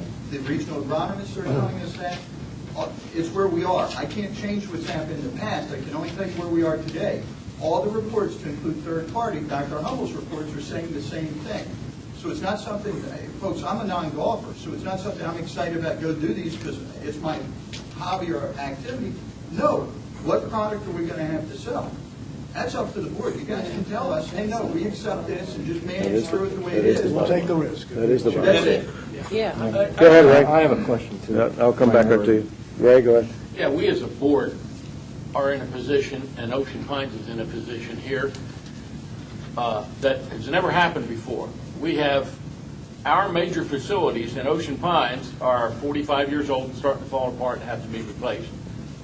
We have to find proper priorities, one at a time, that's going to be allow people to be in a position where we're not having huge assessment increases, to take them one at a time to fix these things. Because if we let our amenities go, we're just another community of houses, okay?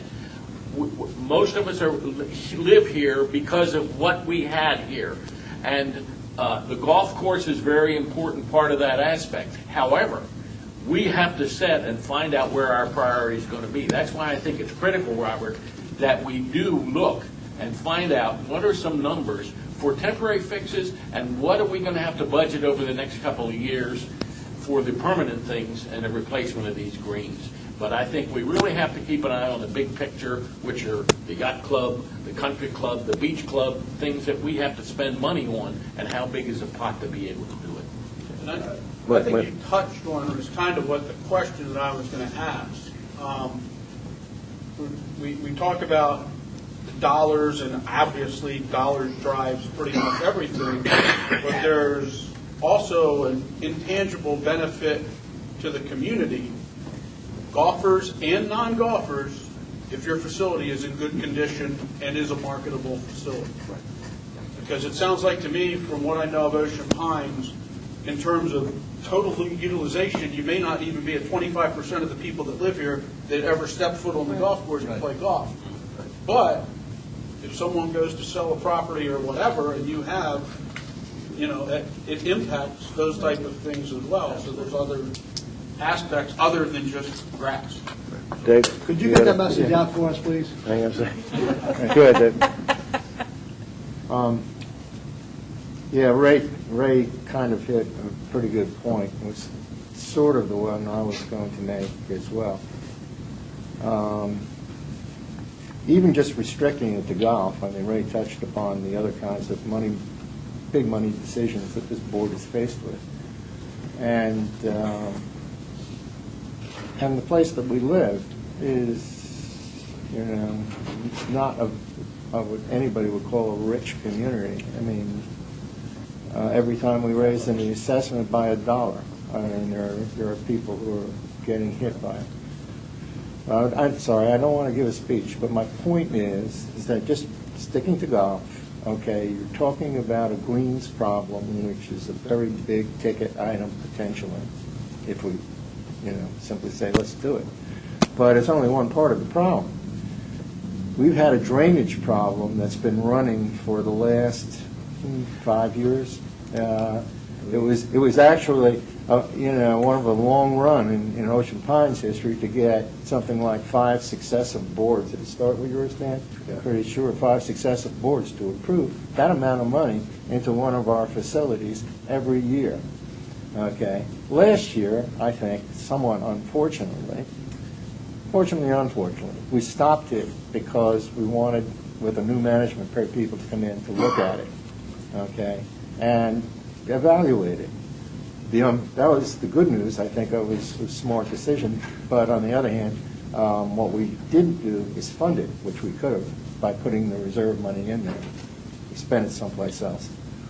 The other issue that you brought up, which, you know, any golfer in Ocean Pines knows is a factor because we've seen it fixed, is the tree problem.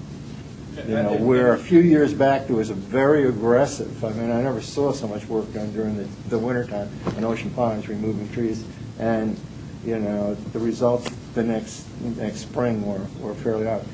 So we've got the drainage problem, which is a big ticket item. We've got the green problem, which is a big ticket item. And, you know, tree items may not be as big a ticket, but it's, you know, you've got all of those maintenance needs that surrounds the golf course. And the tree issue, especially as it relates to your greens, has to be addressed, in my opinion, in context with the greens. Okay. So that, it may not be, I mean, I looked at fairways yesterday at 1 o'clock in the afternoon, and granted, you know, we're almost December 21st, doesn't get much worse than what it is right now. But at 1 o'clock in the afternoon, they were in 20% sunlight, and that was the most they were going to get. Yeah. So that is, you know, when you start looking at the number of trees along fairways, but I also took some pictures on about a half a dozen greens that were in the same boat, and that bothers me more than the fairways. So that issue has to be addressed in context with the greens, in my opinion, to give whoever's growing grass. So we a need chance a to do it right. plan that addresses all of those issues. And, you know, I don't have to tell you, it has to be reasonable, it has to be affordable. I mean, there are no other options. I mean, we'd love to replace the greens. I would. I mean, I've been golfing there for over 34 years. We have other things and other priorities, as Ray said, and this has to be put in place. We need a plan that makes sense, you know, that we can do and we can afford. And maybe it'll take a little longer time. I mean, I'll ask a general question. This is just, we have a drainage program where we've been reworking holes, taking them out of commission, and then, you know, that worked, I mean, pretty well as far as the golfers were concerned, most of them. Didn't mind playing. Can we couple in gradual green replacement with the drainage program and on a, it'll take us a longer period of time? Is that feasible or not? I don't know.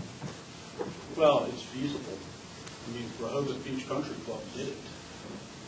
That's how they replaced all their greens. So they did it over a longer period of time and coupled, and in our case, we're still here, want to hear what Casper has to say about the drainage program, and we haven't, and I'm expecting to before this budget. We want to know, okay, would it be feasible to incorporate a green replacement into, couple it to the drainage program? You're taking out one hole, and you're taking out one green. Is that feasible? Okay. Would it take too long? Would it I take? guess it would take too long, to me, it would take too long to do it one hole at a time. If you look at the amount of time that would take, I mean, how many years of potential problems you're going to go through before you would get done would be one part of it. That's what, and that was the other, when you get done, the first green that you did is going to be completely different than the last green. You're going to have that inconsistency over time. You need consistency.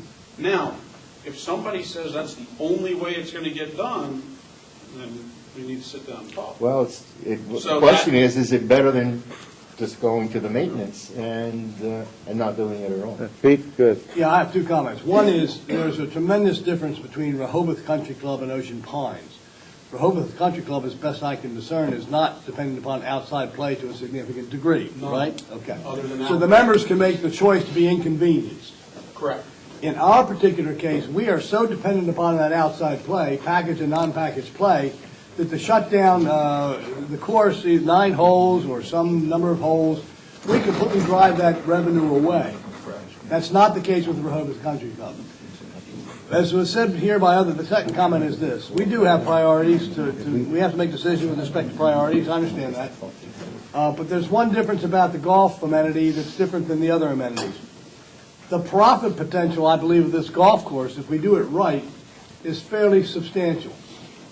Fairly substantial. And we're talking about, we're not going to have a $250,000 turnaround in the yacht club probably next year or the year after that, okay? I believe we can have that with the golf course. And the reason is quite simply, that if you add additional rounds, you don't add additional costs. When you add additional meals at the yacht club, you add the cost of the meal, and the beverages, and the banquets. The golf course, additional rounds, almost all of it falls to the bottom line.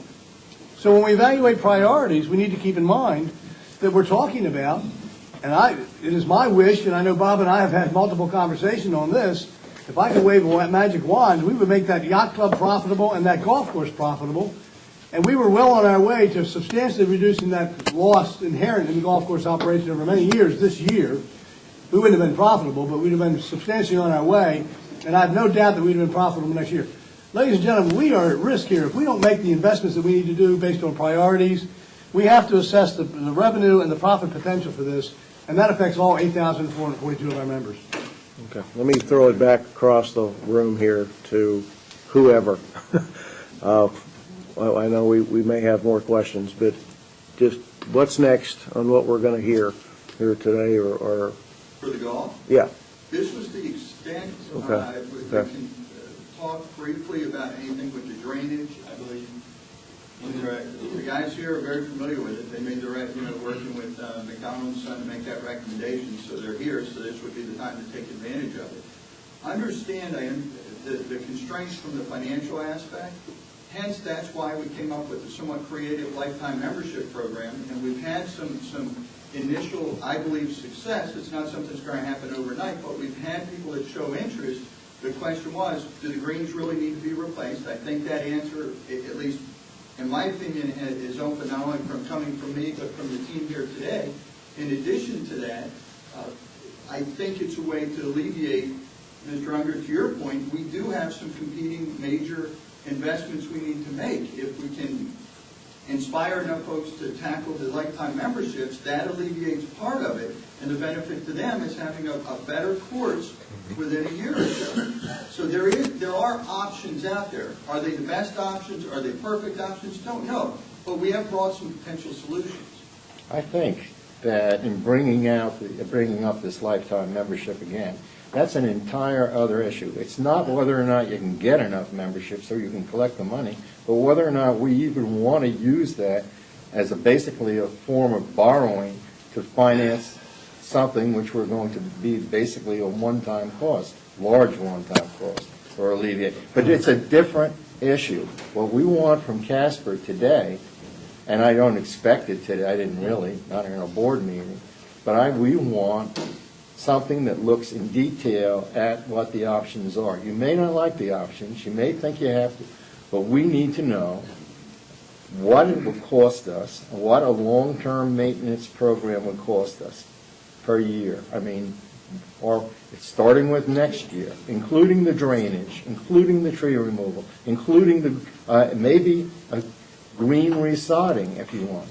Then take a look at what the other costs will be, and for the entire replacement, and what would a plan for that be, and what would it cost? We don't have those numbers now. And how can we decide anything? And by the way, if we're going to talk about that financial plan, let's put it on an agenda. We'll call a special meeting for it right now and get into the details of it. But it's a separate issue. If I could take a gentleman one step further, our president used a term that I think is very cogent here, and I would hope you can think in the same way. We have to view our golf course as a product. So if you're looking at a product, one of the first questions you're going to ask yourself is, if the product is in perfect condition, running exactly the way it should run, what's it going to generate? And then start stepping down with these options. Okay, if we don't do that and we do this, what's going to happen to that overall money flow? If we don't do that and do this, what's going to happen to that money flow? That's the kind of information that this board needs to make decisions on recommendations in terms of work that you want to do. It's not just throw dollars out there, but how does it fit into the next 5 years or 10 years for Ocean Farms? We're sitting here having to make that decision, and at the moment, we don't have the information to do that. But here's what if I may, we can develop a plan, we can ask them to develop as many plans as the board desires. The question is, where do you want the course, from a philosophical standpoint, what is the board's expectations of where the course could be? Because designing it, the plan that we've presented thus far, okay, is a permanent solution. If that's not the option that you're interested in, let us know, because we've already shown over the years that we've done the patchwork, we've done the get-by methods. We're showing, I mean, they've resodded 3 greens this year as a temporary fix. If that's acceptable, that's what the budget can be built around. What we need to know is what is our goal to develop the plan to get there. If we don't know the goal, we can't develop the strategy to get there. When you sit down to develop your budget, all right, or as you're developing your budget right now, how many rounds are you planning on playing on this golf course, and how many more could you play if it were perfect, and how many less will you play if it's not changed? Because that's where it starts. You can't put a number out there unless you know what your product usage looks like. And you can't put a rate against that usage unless you know the condition of the product. I'm asking these people to help you get that information into a plan form that we can look at, because then we have something that has some real hard news in it and real hard decisions that can be made based on numbers that make some sense. You can't, I will not write a check for $25 just to throw it up in the air. I have a question. Shoot. Do you budget for it for 2011, or do you budget for it for 2009?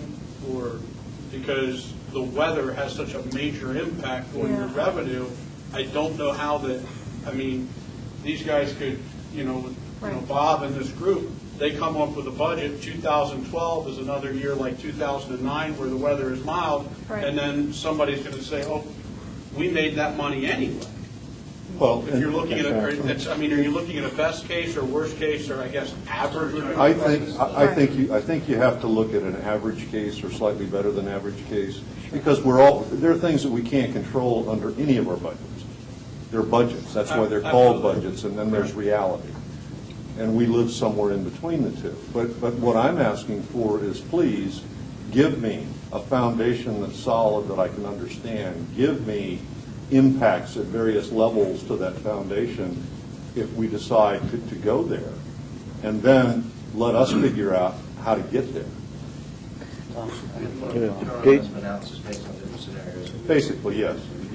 Return on investment, return on capital, whatever you want to call it. I mean, that's. Yeah. Let me see if I can move us along here. It seems to me there are two major problems with the golf course: greens, and then whether or not, and the fairways, whether or not we continue with the drainage project. We've addressed the greens part of it. Bob Thompson, I believe that the thrust of the request to have Billy Casper Golf representatives here today, the thrust of it was the major decision that was made a year ago. And although it was painful, it was the right decision. Dave Stevens and I absolutely agree on that, and that was to discontinue for 1 year the golf drainage project, right? We had Billy Casper Golf on under a new contract, as you pointed out, and we all knew we were overspending that particular reserve account. So it seemed the ideal time to step back, evaluate that plan, which had been ongoing for 4 years. We've done 6 holes, we've done the driving range, and we did the 19th hole. The plan was conceived, developed by golf course architects, implemented in over the 4-year period by 2 different contractors, both of national prominence. So here we are. We took a time out, if you will, stepped back, and I think what Dave Stevens has been asking for, and I support that request, is let's get the Casper assessment of our plan, which you have shared with us, Bob, that they buy into the plan. But I think we wanted to hear it, or at least Dave did, and I do too, directly from the Casper representatives as the evaluation of our plan. Is it still valid? And basically that's it. So that's, I think, in my mind, one of the principal reasons for us being here this morning with them. Sure, hang on. I can sit down, I can get out of the way. Okay. Go ahead, Terry. Just real quickly, while it would probably be very helpful to see, we already know if we redid the whole thing, it would be helpful to see the other options. But we've already seen what happens if we don't do the big plan, because we just lived through it, okay? So if we don't do the big plan, the other courses in the area that are newer, that have better greens, they survived July and August. We did not. So just keep that in mind, that if you see the other plans and we don't want to make that large commitment, that you're going to run the risk of July and August of what we just saw. If I may. Does that make any sense or no? Yes, Yeah, it does. It does, Terry, it really does. But I have to say, though, I mean, having been here for a very long time, I've played other courses, you just go through this. There have been years in the past when Ocean Pines, not over a long period of time, 30 years, where Ocean Pines has in fact deteriorated, and where it was, we pointed to the Bay Club, we pointed to Eagles Landing, Ocean City, and said, yeah, they're not impacted, why are we? There have been other years when Ocean Pines has been in very good condition, and where some of those other courses, we can look at them and say, they're terrible. I don't know, I'm not an agronomist, I don't know why these things happen, but I know that they do happen.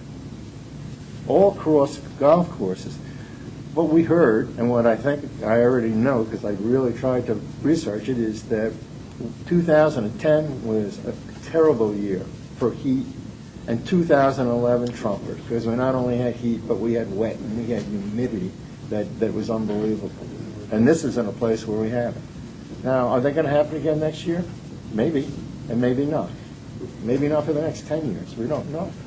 I'm not saying it's not going to happen, but the chances that we could still play on it might be better if the grasses were good and the soil was good, and the impact won't, I mean, the expert over there just raised his hand. Okay, we're gonna move from this side of the room to that side of the room, and we're gonna listen for a little while. Drainage plan?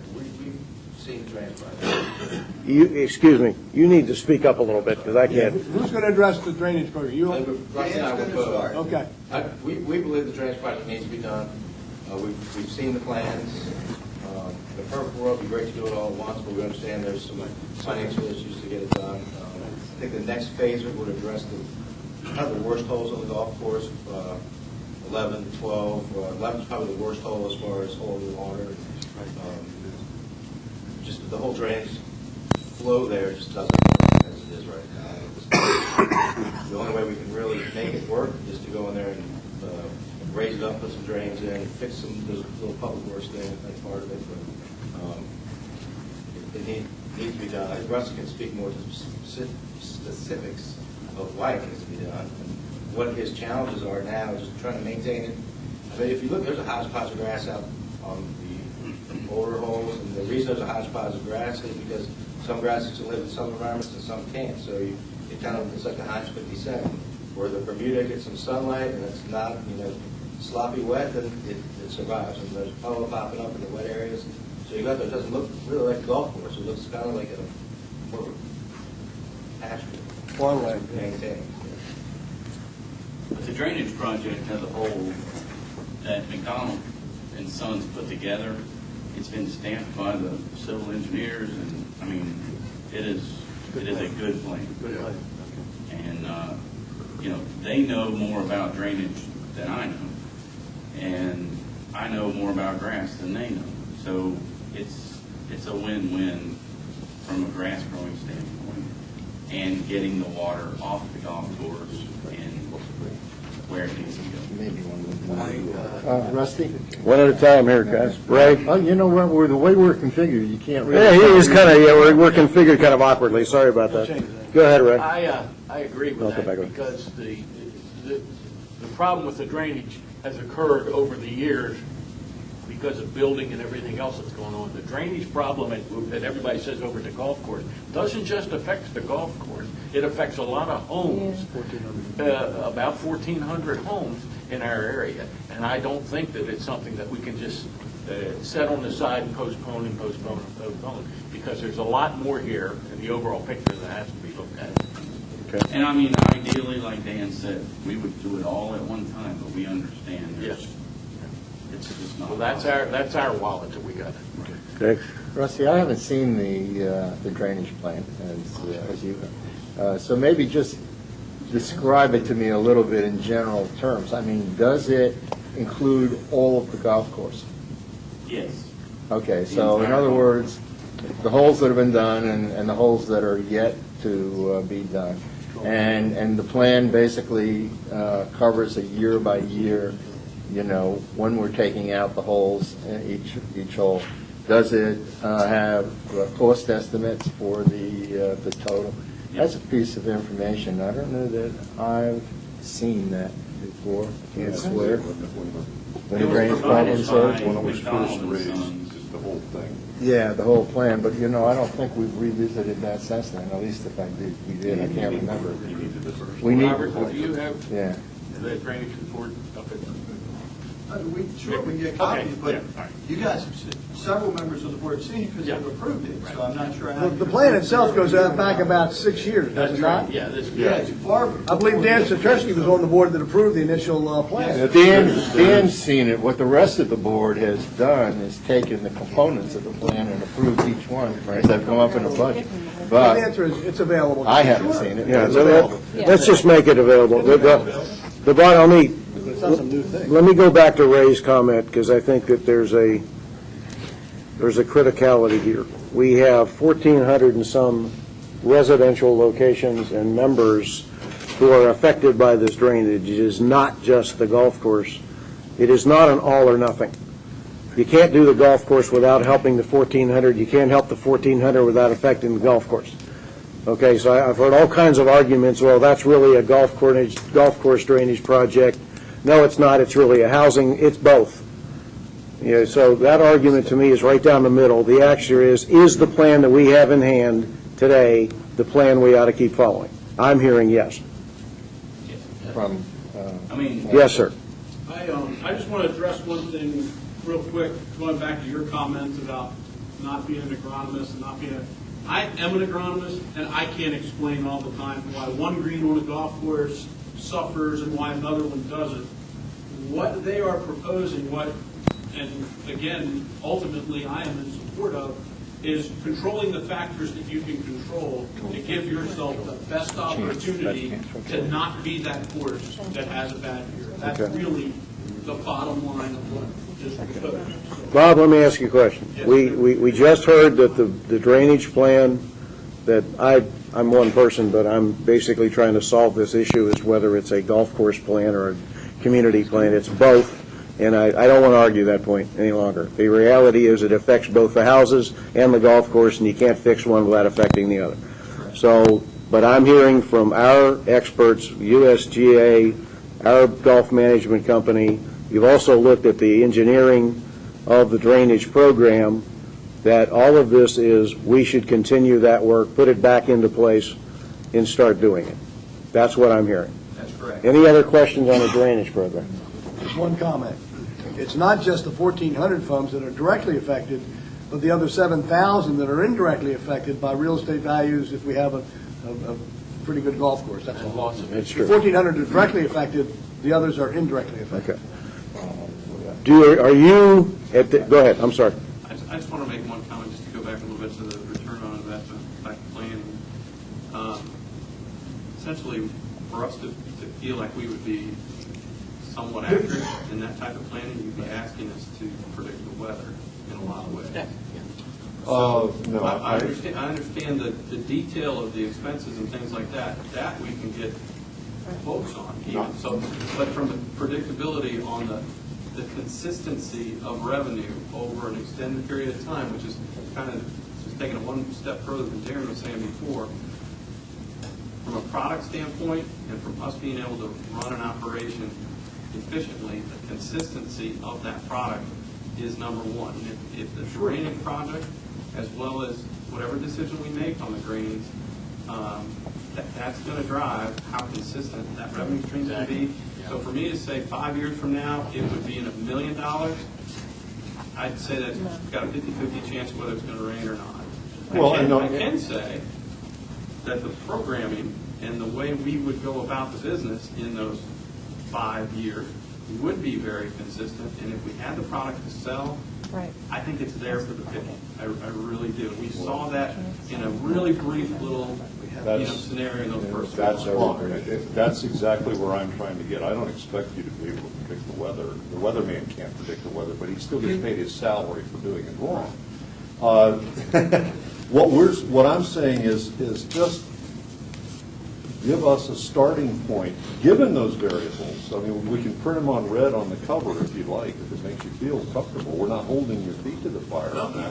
We're just trying to look for, at least I'm personally just trying to look for something to put my hands around to say, okay, I don't like this option, but it's better than no option. I love this option, but I don't have any idea how to finance it. If I can talk about ROI over 5 years or something like that, I might be able to go talk to a bank and have a rather interesting discussion about what's coming in. So there's more than just the make a decision to do a drainage project or to do the greens involved here. Okay, I think we've been through, Not quite, what? not quite. Just going back to, you're talking about predicting out 5 years. Just off the top of your head, you don't have to answer this one either because you're in the budget. I know that. Next year's budget. Okay, making an assumption, I know you can't predict the weather, and I'm not talking about revenues, but we have spent capital money this year, part of our capital reserves to resod, I'm assuming to resod those greens and so forth. And I don't remember being approved by the board, but it happened, and it was necessary. In looking at your budget next year, are you thinking that you're going to have to increase your maintenance budget? Are you going to have to draw on more capital or reserves? Have you thought about that? I mean, you're pretty close to needing to do it if you haven't.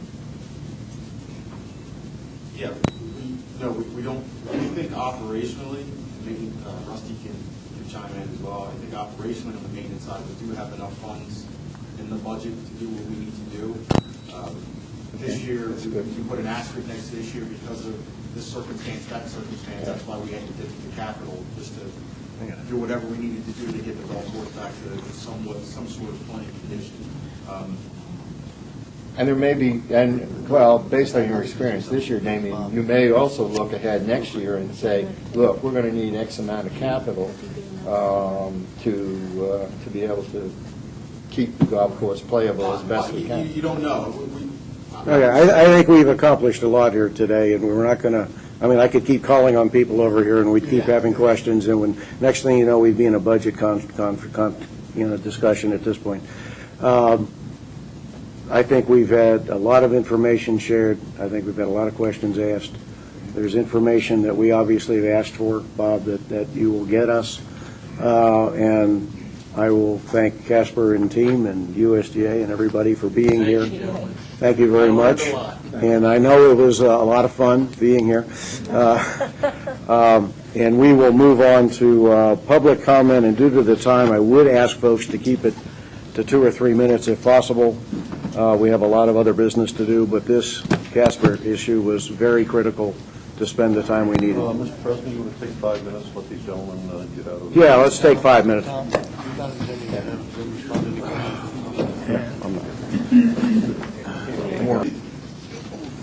Marty Clark, Section 11, Lot 191. I'm a member of your Budget and Finance Advisory Committee, but that's not who I'm representing today. I'm just here on my own scary little self. I want to address 2 issues, budget and yacht club. I geared this to 5 minutes. I'll make it as fast as I can. This week, probably tomorrow, you'll be getting your budget books with the proposed 2012-2013 budget from the general manager.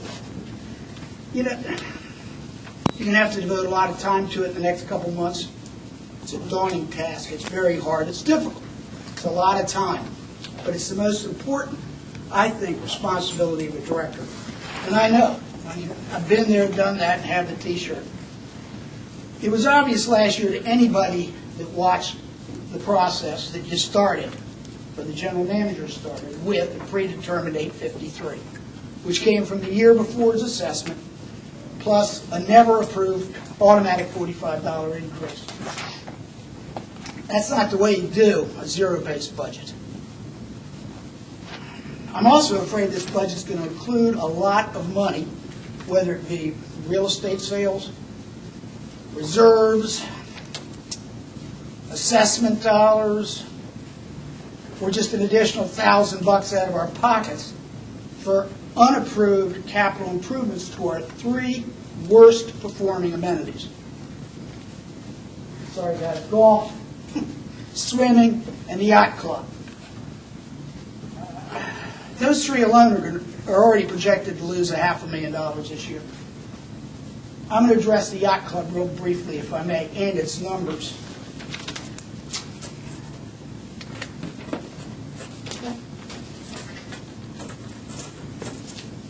These aren't my numbers. These are the numbers out of the books that you get every month.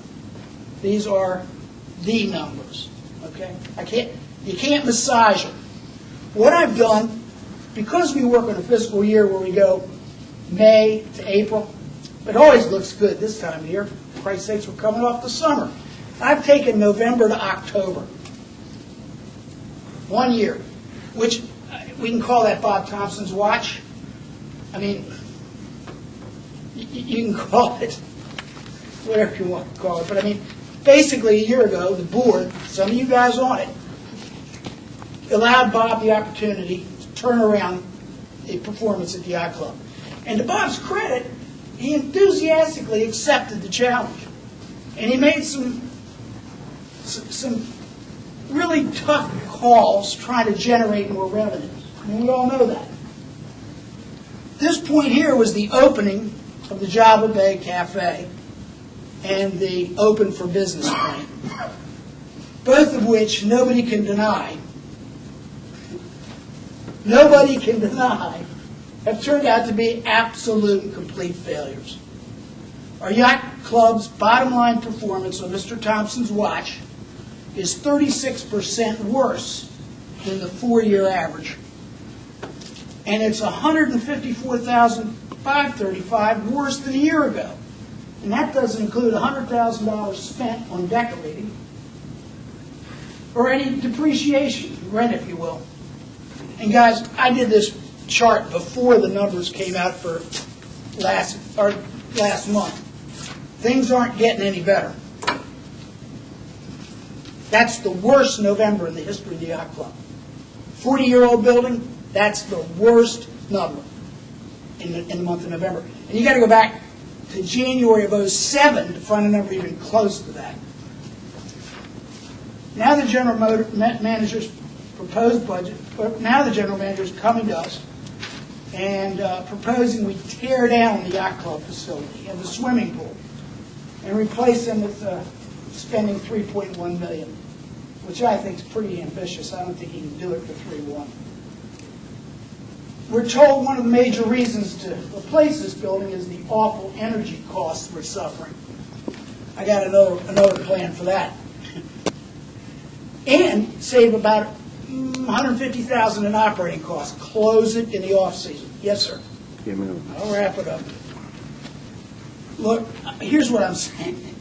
If you want to ask your membership for a referendum to spend this money and replace facilities, please consider first stopping this blood loss. Fix your operational losses. We don't need a new yacht club. We need good food, good service, and consistency. Thank you. Thank you, Marty. Next. Hi, I'm Ernie Artis, 37 Quarterstaff Place. I've been reading the plan, and I just think it stinks. That's my opinion of it. I think it's stupid. I don't think anybody would ever replace a building that has no walls on the first floor and no air conditioning and no heat and say it's going to be a restaurant and bar. Who in the world is going to want to sit in there when it's 90 degrees outside? I'm also going to say that redesigning the golf course is crazy.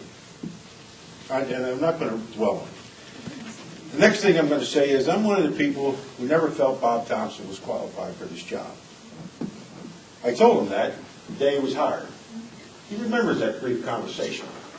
So I'm not standing here saying it today for the first time. I think when you hire somebody for a job that pays over $100,000 a year, that person should have qualifications for that job that are directly related to it, and Bob did.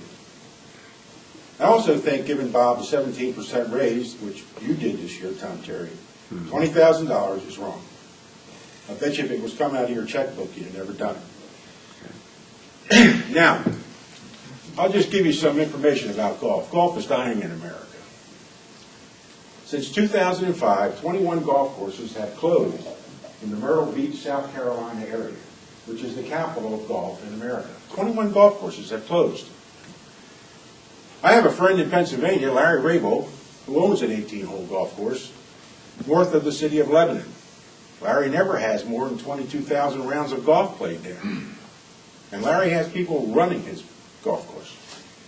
Larry doesn't finish $776,000 in the red like our golf course did this year. Larry's golf course earns him money every year. Dan brought a point up that this is not a country club. This is a public golf course with membership. That's all it is. And you got less than 300 members. And I think from a financial standpoint and an economic standpoint, you have to say to yourself, do I want to put $7 million into a golf course whose street value is less than $3 million? If you tried to sell that golf course today, what would you ask for it, and what do you think you could get? I don't believe you could get more than $3 million. I really seriously don't think that. So why would you want to spend $7 million into it and never realize anything out of it? You're never going to get any profit, especially if you're going to think it's a country club, because it ain't. If you raised your membership fee to $1,500 a member, half of them would be leaving you. And $1,500 is not a bad price.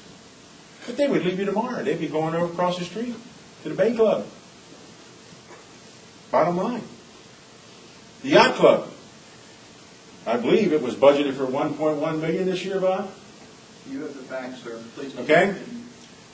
$1.1 million budgeted for a restaurant and bar. Where's the quality of life there? Restaurant and bar that just loses money year in and year out.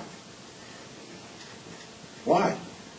One of the reasons it loses money for sure When people steal and they're not prosecuted, as one person stole $2,300 in one day 5 seasons ago when Mr. Stevens was the president of the board, did he and them board members prosecute that person to the fullest extent of the law? No, they did not. When you don't prosecute people who steal, the message you send to your other employees is it's okay to steal. We're just going to raise the friggin' dues, and that'll cover it. Have a nice day. I'll be back in January with more of my opinions. Thank you. Thank you. Thank you. What day?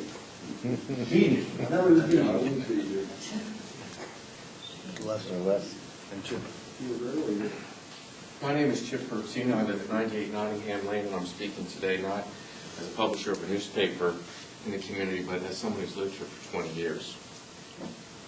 I think I'm going to take disagreement with the gentleman who just spoke. I think that having been here for 20 years, we've had some general managers who have cared more about saving their jobs than they have in the community in which we all live.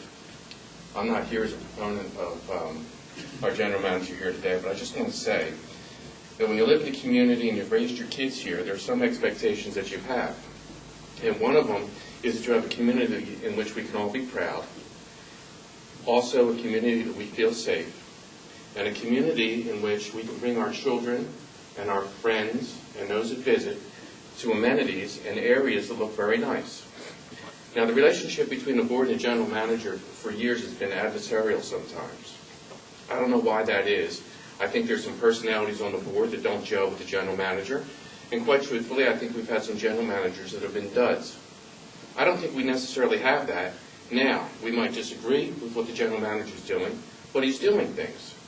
That's what he comes to you with, ideas, concepts. But to crucify the general manager or the ideas that he presents in an adversarial way before they've had the opportunity to be fleshed out is egregious. It says an awful lot about the type of community that we want to be, and I don't think we want to be that community. And quite truthfully, the gorilla in the room is there's a lot of adversarial relationship that goes on between the board and especially between Dave Stevens and Mr. Thompson. Now those, excuse me, I think there's an opportunity for dialogue and argument, but I don't know that it really furthers what we're all trying to accomplish in the community in which we live. So I would just say, I don't know whether or not you're worth the money that you're being paid at this point, but I think you deserve the opportunity to prove yourself. And quite truthfully, over the past year, you've pushed a boulder uphill in many ways, and I think you've done a good job. I think the board has done a good job as well.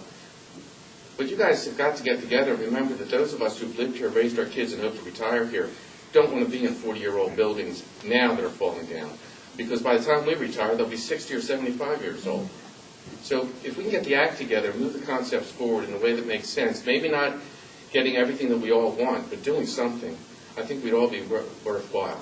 And for goodness sakes, I don't think that the general manager should be crucified for bringing ideas to the board. I don't understand that at all. That just, what the hell are you paying them for? So with that, I'll sit down, and I'll have another question when we have questions The media from the press. Thank you.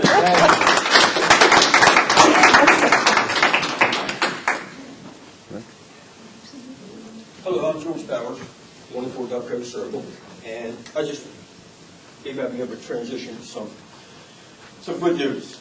It's the holiday season, and Jack Levering, I do not know him personally, but I know this man and his team, family and friends, is working his butt off to get this dog park. Yeah. Yes, they are. The holiday Yes, they are. season board, general manager, give this man his dog park.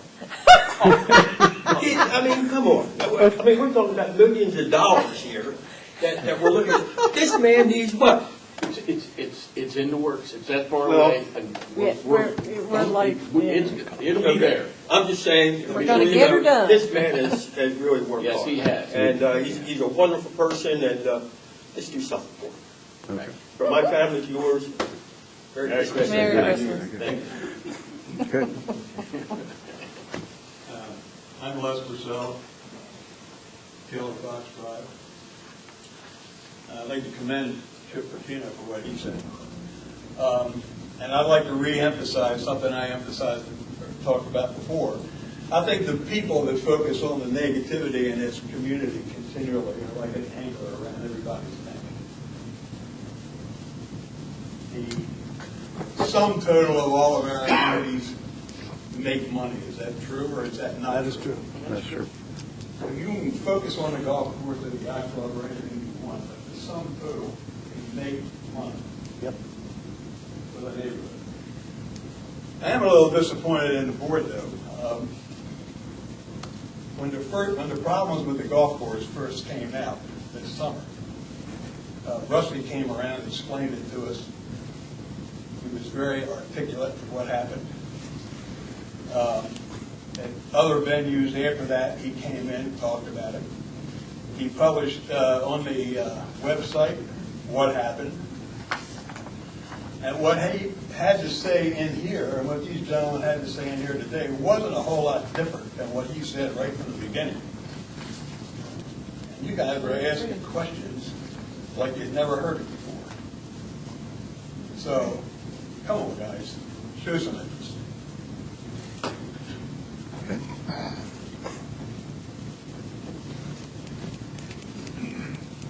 Joe Reynolds, 84 Watertown Road. A number of items to skip by here. At the beginning of the meeting, Tom Carey, the PA Board President, said that with regard to the yacht club and the country club plans, they were just concepts. However, after public comments shortly in this meeting, Director Wentworth is going to make a motion to proceed with architectural drawings and bids for these structures. Correction, Joe, not based on those two concepts. Whatever it's based on, I don't know what they're based on, but to make a motion to proceed with obtaining construction drawings and getting bids from contractors is a little bit more than a concept. That's the only point I'm trying to make. Pete Gumsack said earlier that taking money out of reserves doesn't impact the assessment. In that year. Pardon? In that year. Whatever. However, and you also, I believe, said that something about the community that people put into the reserves over decades. I think this place was depreciated in full for about $250,000. 363. Replacement, well, pretty close for a non-account. The replacement was about 1.8 million, so we didn't put those 1.8 million in over decades. That came out in a very short time span, and that came from one place. The only place we get any money is the fact of the matter, and that's assessment. Cost of Carrollton Lane. Bobby didn't mention how much that was. In total, about 11, between 10 and 11,000. So the total project about 11,000. Yes, sir. What was the total cost of the admin building improvements? Several people have asked me about that. In total, I reported last month, around 30 in total. 30,000.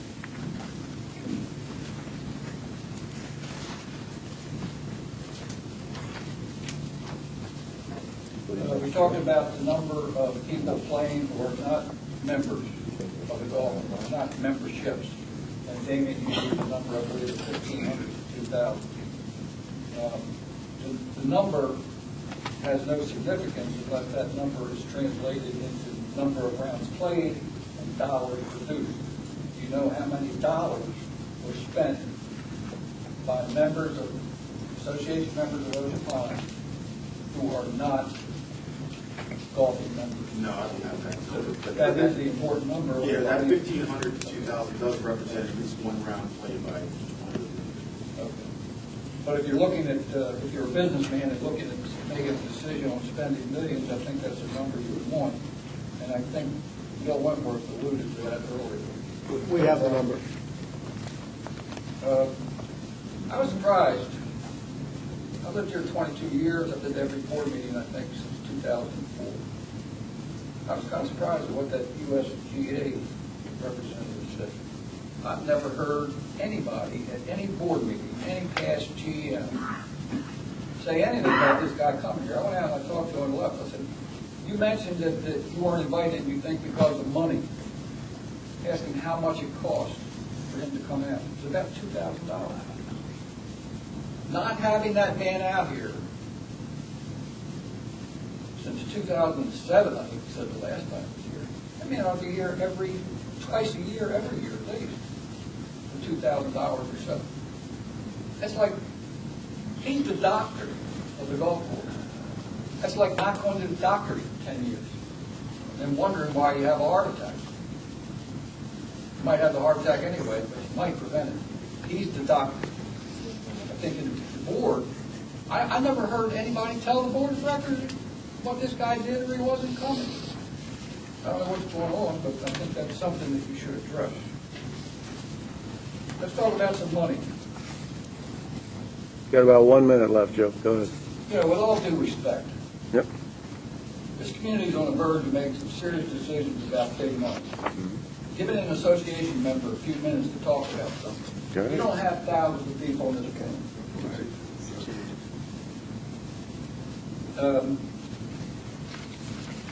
Back in 2005, the Golf Drainage Project, when Dan Sikorsky was president, I believe it was initiated, and I believe it was estimated at that time the total cost would be about $5 million, and it was going to be done over time. I don't know how many holes we've done, but we haven't even completed half of it. We're talking roughly between trees and greens replacement, about another $1 million. So just take a round number, $6 million. If the golf course made $100,000 a year profit after all this was done, it was done at one time, it made $100,000 a year profit. It would take 60 years to recover that capital. If we made $200,000 a year profit, it would take 30 years to recover that capital. My personal perspective as an association member is this. If that golf course is so important that all of you seem to think, let's do it right, let's get it done at one time, and give these people an opportunity to show that they can make the kind of profits you're talking about. Don't dribble it out, get it done. The only reason you won't do that is the referendum.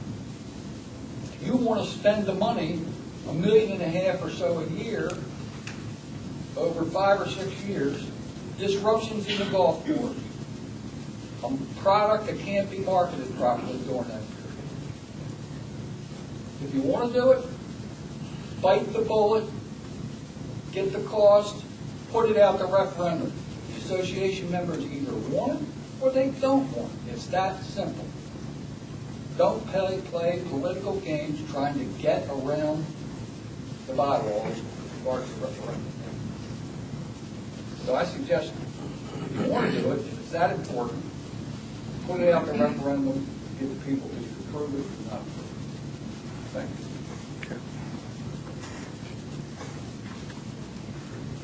Media. Nobody else from the public? What is the term of contract for the trash? 3 years. 3 years. 3 years? Yes. Thank you. Does it say anywhere in bylaws that amenities are supposed to make money? Exactly. The answer to that question is no, it does not. Okay, thank you. Pending action list, Bill. One item on the list has come to fruition, the Carrollton Lane issue, as Bob presented in his report. Does anyone have any updates on the other items? Just that the committee reports are all in, except for one, and the charging documents, I'm reviewing the ones I have now, and I'll be reaching out to the board to finish that up. Okay? That's it. All right. New business. Mr. Gomzak, current status of reserve fund.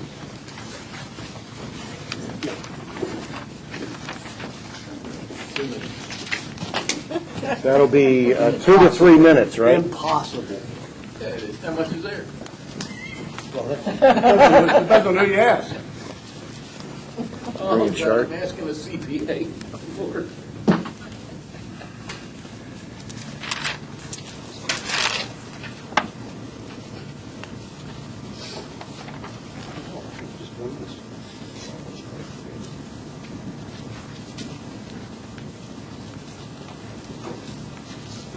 Come up. Give you a little intro. Bob's facilities plan that he unveiled here just very recently, both to the board and the public, has generated a lot of discussion regarding our reserves. Bob, in his conceptual plan and the financing plan for it, outlined various sources of paying for the projects. And unfortunately, some of the public reporting of our reserve situation has been inaccurate. And so I asked for time on this agenda to kind of review exactly where we are with reserves, get the facts out to correct some of the misinformation that is in various of the publications and undoubtedly is being spread around by various conversations of our membership. So that's why I requested this. I thought it was important, particularly in light of the facilities plan, to understand exactly where we are. And let me give you a couple examples without citing the publications themselves, but I just happen to have two in my hand here. One of the publications in an editorial pointed out that the most recent budget pegged the capital reserve fund at $1.4 million. Went on to say there is enough money in the operating reserve fund, which holds about $4.25 million. Well, I didn't know we had an operating reserve fund, and we don't. In fact, it's in deficit, which I'll show you. So obviously there's some confusion. Now, I did speak with this editor, and it's not about that. It's a misinterpretation, and we called, and we straightened it out, and he fully understands, and we had a very, very good conversation. So, I'm not upset. I would hope that people would call in the future if they have questions about finances or figures that they think are right and so forth before doing editorials, and hopefully that'll happen. But it goes on to conclude, based on this operating fund surplus that we have, reserve fund, he says that's okay. Again, no reason for it can't be done, but it is a decided shift in priorities. Okay. Another editorial, which I spoke to the editor and owner about, is factual, but subject to interpretation. Again, which he and I talked about, and he interprets it exactly right, by the way. But here's what it says, and it's got GOMSAC's picture on it. What about assessments? And we talked, and this is accurate. It says, according to Ocean Pines Association Treasurer and Board Member Pete GOMSAC, the answer could be there would be no effect at all on assessments of the facilities plan, especially if the board continues to support the 5-year funding plan implemented in fiscal year 2010 and provides for a $30 annual assessment increase in each of the 5 years, each year for 5 years. Quote, there would be enough money in the fund at the end of 5 years to cover the construction costs, end quote, if the plan, in effect, is kept in effect through its 5-year cycle. The misinterpretation is someone could read that and say, oh, in 2 more years, at the end of the 5 years, we'll have enough money. Clearly not the case. The 5-year plan, which I'm not going to get on my bandwagon here today, I'm going to show you some key elements of it, but that was a $30 increase, 26 of which went into the replacement reserve fund for big-ticket items. And big-ticket is a term that's been used rather repeatedly around here to describe that. So in any event, that's the backdrop for my being up here this morning, is to clear up any misconceptions about where we stand with our reserve funds and how that interfaces with Bob's plan. So here you see, each of our reserve funds, I'm going to move over here. Each of our reserve fund balances at April 30th, I'm taking it all the way up to November 30th. The additions, which come all, by the way, May 1st. When we collect our dues on May 1st, bill our dues, that immediately triggers money going into the various and sundry reserve accounts, be it bulkheads or, in this case, roads and so forth. So the additions are all generated on day one. The expenditures, of course, occur over the following 12 months. So therefore, if one were to do an article after the first month, you've got essentially 12 months of revenue in 1 month and only one month's worth of expenses. So here we are at the end of November, 7 months into the year, and as you can see, the major maintenance and replacement, and I call it historic, we call it historic, by the way, in our audited financial statements. That's effectively the depreciation, which we put in every year. And yes, Joe, it was $363 put in for the old community center, which cost $1.7 million. Not quite enough, particularly when you spend all the interest. In any event, at the end of November, we have $4 million in that historic account. In the 5-year plan fund, which is a separate segregated $26 increase each year, we're in the third year. The board will soon be faced with a decision whether or not to continue it for the fourth year as part of the fiscal 2013 budget, and then the following year's board will have a decision to make, unless this board takes some action to do 2 years. But in any event, bulkheads is in and out. We all know what bulkheads is for. Future projects is just dormant. Roads, we hope to rev that back up again. And drainage, you see what happened there. No expenditures in the current fiscal year, but we did put in 124. And as we acknowledged earlier, Bob Thompson suspended that plan for 1 year to get an assessment, number one. And number two, because we were in fact in deficit. We spent more in that funds allocation than we had allocated to it. So we would put 125,000 almost in there. So here's where we are at the end of November, and then the last column is where we're budgeted to be at the end of the year. To clarify the operating fund reserve, it's in deficit. If you recall, those of you who've been around, the 5-year funding plan consisted of 2 elements. One was 26 to go into the 5-year plan fund, and the other 4 was for deficit elimination. And that's because we had $500,000 of operating fund deficits over a 3-year period. We missed budget 3 consecutive years to the tune of $500,000. And quite frankly, nobody was paying any attention to it. So we put the $30 plan in. It included a $4 element increase every year, $8 a second year, $12 a second, to build up the funds. And those funds have now built up to the tune of operating deficit recovery, $205,000. Okay? So it's $4 first year times 8,000, roughly, what, 32,000 and 64, and then blah. So if you look at our overall operating fund surplus, that balance sheet back then at 4/30/09 had $485,000 in deficit. That's why roughly $500,000. We then beat budget the next 2 years, 174,862 in 2010, 38,000 last year. So that has been reduced to 272. In the meantime, we've been accumulating those $4 increases over here. So you really have to take a look at this against that. So that's where we stand. And I see some members of the Budget and Finance Committee here and some nodding of heads. So that's where we stand. 5-year plan, again, I'm not going to get into it in detail. Bob mentioned in response to questions at the public session, the town hall meeting on facilities committee, that we have a plan. And indeed, we do have a plan. The plan was created essentially 6 years ago, 5 years ago, I guess, and then implemented in 2010. And the purpose of that was simply to provide partial funding for major facility renovation and replacement to be incurred over the next 2 to 7 years. 10-year plan task force kept the schedule, kept updating it. Project costs would continually be revised, upward, downward, eliminated, new projects go onto it, etc. The plan itself was to create the additional funding by the $26 again you see, beginning in 5 years. The additional funds from the 5-year plan are to be used exclusively for major project expenditures, and a separate component of the replacement reserve fund was established to track income and expenditures.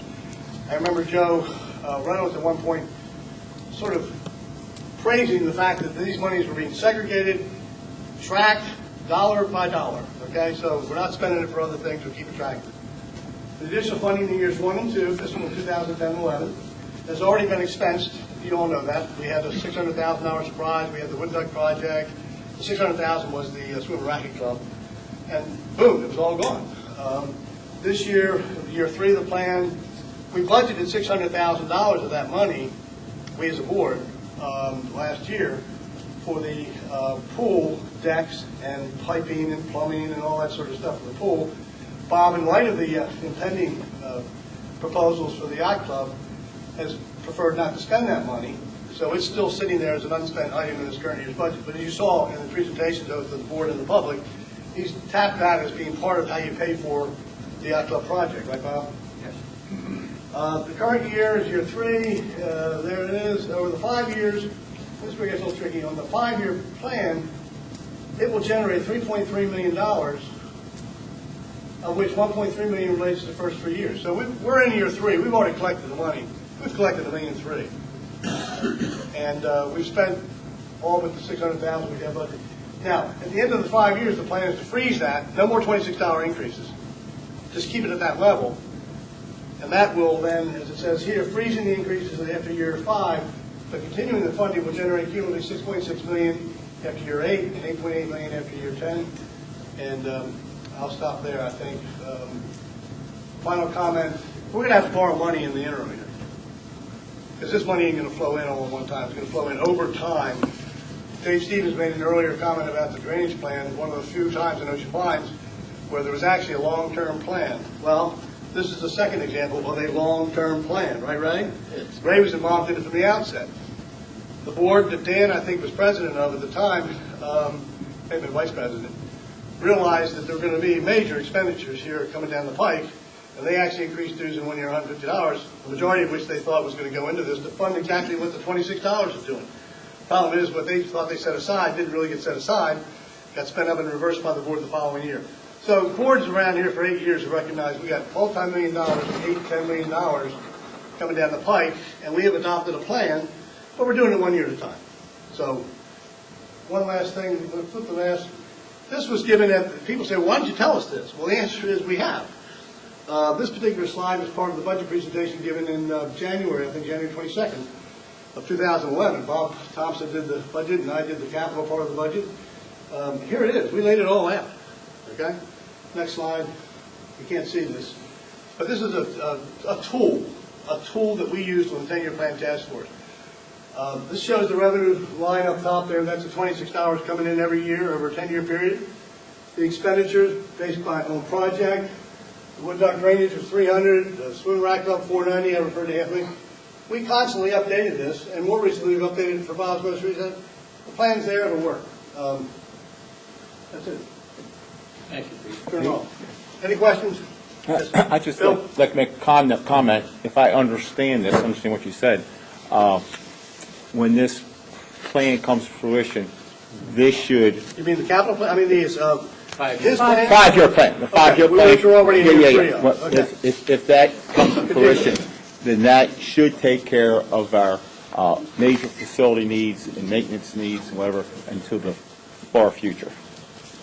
If It'll it take care of continues. what's on the table now, which Bob has put forward, as well as additional projects that were identified in the 10-year plan task force, and some of them are 200 bridges, for example, and some other things. Yeah, not drainage. By the way, drainage is different. Yeah, drainage is different.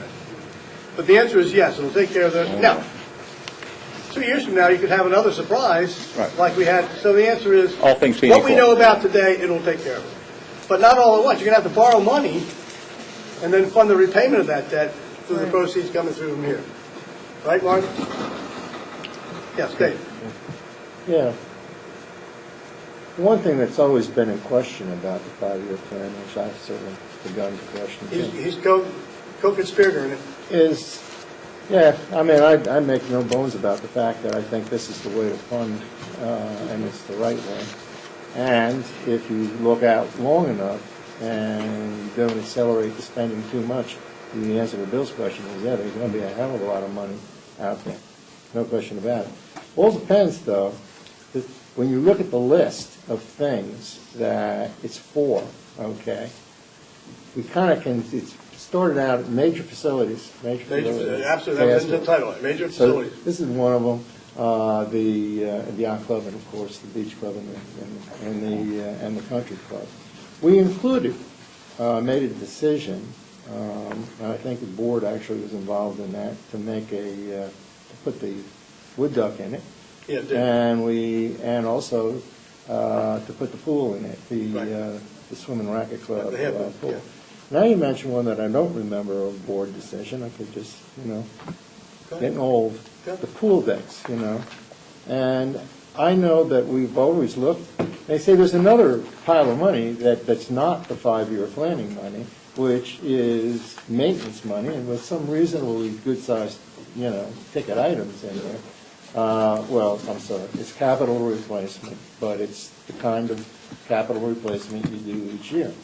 Now, what's the process whereby something, a project is identified, and the money for the project, the estimated cost, when is that updated?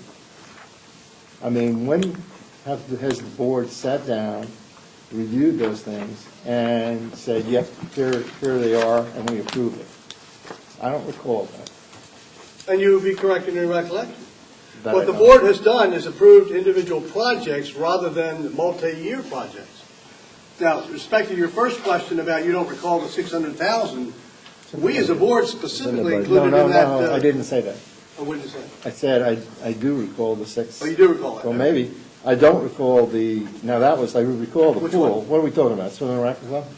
Or the pool? The 600 is the yacht club. Yeah, Swim Rack Club got done. Remember Yeah, that was right. a surprise? Okay. You were on the board then with me. yeah, the 600,000. That came in out of the blue. Putting the 600,000. That was as- 490,000. yeah, Okay. as part of the, as a matter of fact, I don't remember the board, yeah, we did it by The individual. board project. approved that $500,000 expenditure. It did. You were on the board, I was on the board. For the swimming racket. Oh, yeah. Absolutely. Okay. Absolutely. Okay, It was, go ahead. it was a necessary thing. On the other hand, in terms of the out-year projects, no, I don't recall the 600,000. Perhaps I'm mistaken. It was in the The 600 budget. was part of this year's budget. It was part of this year's budget.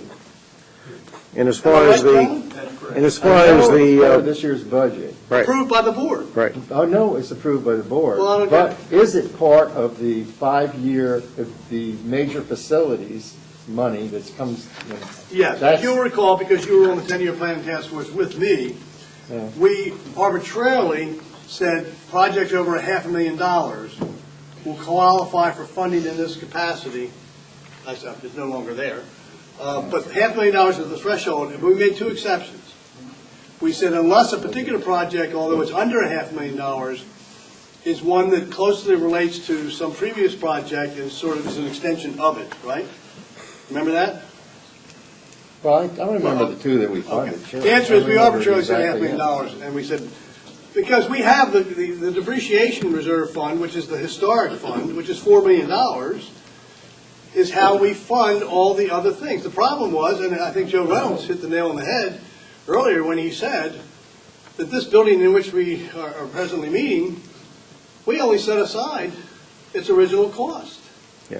$362,000, and yet it cost $1.7 million, and we took all the earnings up until just a few years ago and transferred it over to the current fund to keep the assessments low. How about putting money aside for your retirement or your kid's college education and taking all the earnings? Anyway, Yeah, well, so I'll be happy to answer Yeah. any other questions you have. Nick.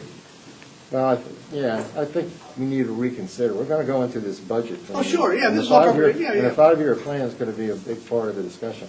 Yeah, I do it not will. think that We we don't need to have discuss done a it good today. job of formally updating the original 5-year Right. plan that we had, and basically considering it as a group of projects that are going to be funded under this major funding source we're going to be getting for the next 20 years. Remember, the difference is, we had a 10-year plan task force.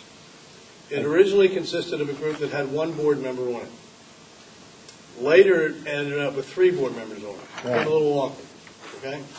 I was the second member, and then you were the third. And there were many other board then members, we including 2 in discontinued. this room, that attended the meetings. I understand. But Bob Thompson has now more recently taken responsibility as general manager, which I think is the appropriate course of action, to come to us as a board with plans for facilities. I mean, we've given him the direction that said, look, we know we have these aging facilities, work with some community volunteers, and put together a plan. Similarly, I think Bob will need to be updating the schedule and advising us as he goes, right? Yeah, I mean, we could go on Yeah, yeah, forever here. The okay. reality I'm is, just trying to answer his I know, we've had a very clear, timing you can argue all you want. The reality is, we asked Bob to rack and stack everything. Right. He came to us with a book that was this thick with an assessment. Out of that assessment came the most recent proposals. How we fund those proposals is part of the budget process, which will be starting very soon. So I think we can move on. And again, the reason for this was the press that is kind of. No, I understand. I'm not saying this didn't need to be done, but I understand. due to timing, we need to move on a little bit. Bill? Yes, thank you for allowing me to make the presentation of this motion without the Cliff Notes interpretation. I, Bill Wentworth, I move for the adoption of the following resolution. The Board of Directors of the Ocean Pines Association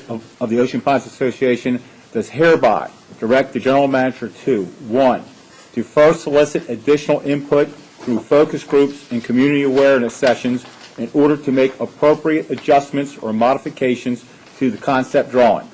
Then immediately proceed with the design work necessary to solicit firm lump sum bids from qualified contractors for the replacement of the yacht club and the country club facilities at a price not to exceed $50,000 per structure, using the concept drawings presented to the Board of Directors on December 6, 2011, as a basis for completing a design.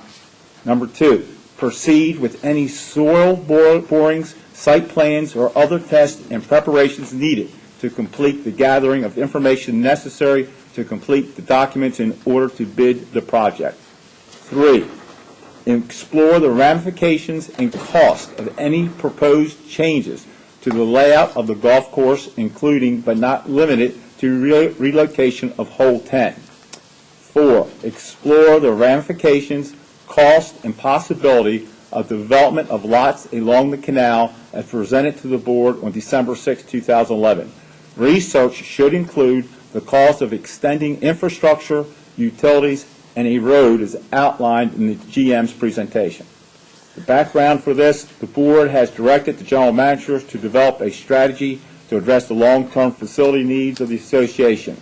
The work presented to the board on December 6, 2011, as a follow-up to the presentation by the GM during the June 22nd board meeting, is clearly aligned with the board's goal to address the major facility needs of the association. Evidence revealed by the recent structural evaluations of the yacht club and country club highlight the need to continue pursuing major facility improvements with a continued sense of urgency. A second for this motion? I'll second for the purpose of discussion. Okay. We have a motion and a second. Discussion. Okay, first of all, the Board of Directors, we must authorize the direction and funding of the next steps in addressing the facility changes faced at the Yacht Club campus and the Country Club campus. Action in this regard needs to move judiciously forward toward developing information materials to be utilized in a referendum. Mr. Tom? Yes, Rick. I think this might be, Bill, putting the cart before the horse, because we haven't made any decisions on exactly how we're going to go ahead and move forward with some of the proposals that Bob has put up, whether it'll be the country club, whether it'll be the country club and the yacht club, both the modifications or anything else. I think that's what is going to have to be determined as quick as we can before we can really move on with spending the money to do this. Just my opinion. I think it's a little premature. Okay. Mr. President? Dan? Item 2, proceed with soil borings, et cetera. Yep. Gets into site engineering, which gets into a site engineering company. Is that to be included in your 50K cost limit per building? No, sure. Just asking if item 2, which is soil boring, site plans, or other tests and preparations, if the cost of doing that should be included in 50K per structure. That's the decision. I did not include that in that 50K, but that's something, if anyone wants to amend it or make any change to this. Phil, so Yeah. as crafted, I've read it Yeah. as crafted here, and as you've moved Yeah, and it's yeah. been seconded, that's a separate and distinct cost above and Right, beyond the right. 50K per building. Okay. Right. That was the intent. Okay. So as it's written, it's a separate expense. Thank you.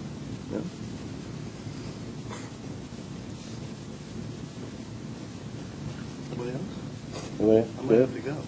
Good? Oh, not yet. Let me add my 2 cents worth here, and we've had some discussion about this.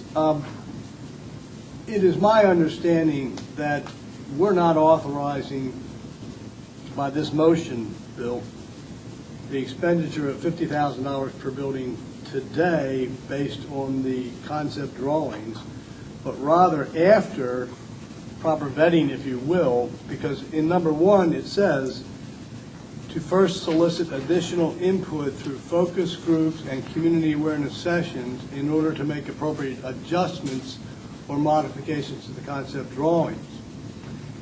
And then it goes on to say, then immediately proceed. The last sentence of that particular paragraph, however, could be interpreted, and I would offer a solution to avoid that misinterpretation, could be interpreted to say, using the concept drawings presented to the board as the basis to complete the design. Well, I, for one, would not be supportive of that. I think to go forward with $50,000 per building should be done only after modifications to this concept plans based on input from the board, based on input from the community, and I believe that's probably the intent. The language here, however, is not so clarifying. So here's what I would suggest as an amendment, Bill, if it would be appropriate. In the second to last line, where it says using the concept drawings, if we were to put the clause in there, as revised based on input received from the community and from the board of directors, comma, presented to the board of, and then go on as it is. So that clause links the modifications. So the modifications are mentioned in line 1 of paragraph 1, or line 2 rather, adjustments and modifications, but they're not mentioned down below. So one could get the impression that we're just going to proceed with the concept drawing and spend $50,000 a piece on each building. So I'd like to clarify that's not going to happen. That's correct. In your statement was the intent. Right. Exactly what you're saying. And you might, I'm just trying to button up the language to match Yeah, that intent. Okay, one at a time. Terry? you might want to make that a second point and then renumber to get it away from that first thing. Make the first thing happen first and then the second thing, instead of making. Then renumber Then, there now. yeah, and then instead of making it all one thing. May I take that thought just for a moment and say maybe, That's yours. okay. Because if you look at the line 2, the second sentence, then immediately proceed. So maybe that could be a separate bullet item than, you know, the Well, that's what I was proceeding. saying. Yeah, and That's what I was you're- saying. yeah, I was yeah, saying yeah. number 2, Yeah. proceed with the Right, design right. work and then. So deal with the input and so forth and so on, and then following. Make Correct. the input a For me, clear. for me, the key is not following input necessarily, but following modifications based on input, right? I mean, it's the modifications, then the language is appropriate. It says make appropriate adjustments and modifications. Right. So if you want to propose a second bullet item or two, it would say something to that, you know, following the appropriate adjustments and modifications based on da-da-da-da-da, Right. then immediately proceed, right? Okay, however you want to do it. Dave? I think just taking the scope of the changes, would it be more appropriate to withdraw it and do it again. But let me say, though, my problem is much more fundamental. We start with an acceptance of the concept. One way or another, we're starting with an acceptance of the concept drawings. Yes. And this is something that this board has not sat down and discussed. Okay, now, I personally think, just as I did with the Casper, that some subjects are sufficiently complicated that they warrant a separate meeting. Everybody hates special meetings, but if this isn't a subject for one, I don't know what one is. Let me say, I mean, and we can discuss it now, but the kinds of problems that I have with it are, first of all, that we're making some assumptions here that link complex facilities, infrastructure, and operational needs, which should be addressed by the board individually and not as a whole. You know, we've assumed, or these concepts assume, a specific relationship between the yacht club and the country club. And this started from the very beginning with the first report that we saw from the general manager. It was questioned then, and I still have the question. It's one particular view. I know the general manager has quoted Stevens' book report and generally accurately, but not all of it. And he arrives at a different conclusion than that report said. Most recently, we see a relationship between the country clubs and the bridges. Okay? We haven't had a report. I have one with me back in '95, which says, what was it? I'm sorry. 3 years ago? Yeah. About 3 years. That the, 2 years ago, that the bridge report from the county, the bridges are in the county hands. The bridges, if we've got an update on the status since that report, I don't know where it is. I haven't seen it. There's no indication that the county, at least as far as I know, is going to take any action in the bridges. So linking a redesign of the golf course, the building of the country club, linking that to the yacht club, and saying that this is really a good plan because, you know, we're putting a road down and it'll solve the bridge problem. I think we are complicating the issues before us to the point where we won't be able to do anything at all. No. The country club cart park, okay. Actually, Jim Duke and I did look at the feasibility of putting it under, the carts underneath, and it may still be feasible. We were doing it in 2 weeks' time. So, I mean, we have no pride of authorship over that or claims that it's right or anything like that, except when we did look at it, which is Jim Duke's idea, we did not think it was going to be feasible unless you reconfigured or used or moved off of the footprint of the country club. Now, frankly, to tell you the truth, we didn't think about doing that because we could see no way to do that reconfiguration to move off that footprint without redesigning the golf course, or at least portions of it. And I believe that's what we have right now. You know, key to this is the Yacht Club Food and Beverage Business Plan. Well, we have a draft of the business plan. And, you know, I've read it a couple times, and the one thing that I got out of the draft, which didn't really pop out at me when it was being talked about in the meeting, is that the business plan is based on closing the yacht club during the wintertime. Something worth discussing. Because, by the way, it links to all of these other things. It's All right, let me focus, the discussion here about this motion, Bill, and I don't want to get, I personally don't want to get into a chicken or egg thing here. Right. At some point, we have to be able to keep moving forward. Yes, we do. And as I read this motion, it says, go get input from the community, go get input from awareness sessions, make changes to the original concept, and in order to come back to us with any numbers that mean anything from the concept that is being presented, we're going to need drawings and we're going to need information that's solid. Now, this assumption is, Bill, in your motion, is that we're moving forward on both buildings, getting information on both, and that we're not committing to any long-term plan of build, don't build, tear down, or whatever.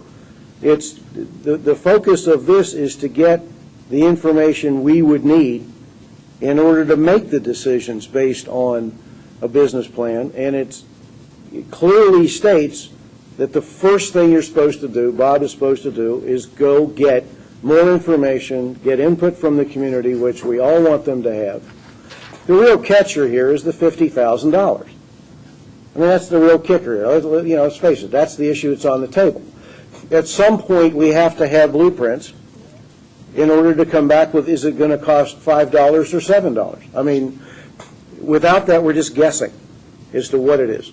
Conceptually, and I guess there's a lot of things around this that decide what we do, and for us to go off and meet and decide what we ought to be doing when we haven't had the public input yet, it's just my 2 cents. I think we need the public input on this before we have any kind of session ourselves. And if there's some thought that says, look, let's hold back the $50,000 until we've had the input from the community and we can decide, well, you know, it clearly says that all this is supposed to be done before you spend the money anyway. So I'm open to however we want to proceed, but I certainly don't want to proceed with another group session of our board when we haven't even had the public input yet. Mr. President. Okay? If that's, I mean, I'm allowed to have an opinion here. You're allowed to have. Thank you. And then we're allowed to comment on it. Go ahead. I'm next. What I would suggest we do is to adopt this motion today with the modification that we've talked about that provides for the additional input, modifications based on additional input from both the community and the board, by the way. Right. And what we could do, perhaps, we've already gotten, all of us, emails and input and positive, negative. We've got a lot of input. Bob, conduct his community awareness sessions.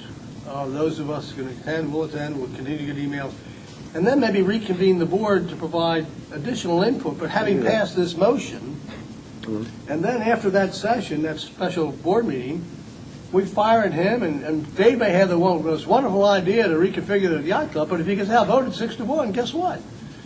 But I don't want to, A, delay, and B, I don't want to spend money unnecessarily by going down and say, Mr. Architect, build on these plans when we have modifications yet to take place. So, to sum it up, modify this proposal to make it very clear that revisions will be based on input from the community and from the board of directors before we spend the money. Let Bob have his public input sessions. We have a separate session as a board. It's fine with me. And we provide that input. Then Bob takes all that together and comes back to us and says, okay, ladies and gentlemen, I've heard you. I've heard from the community. I've read this modification, that modification, so forth and so on.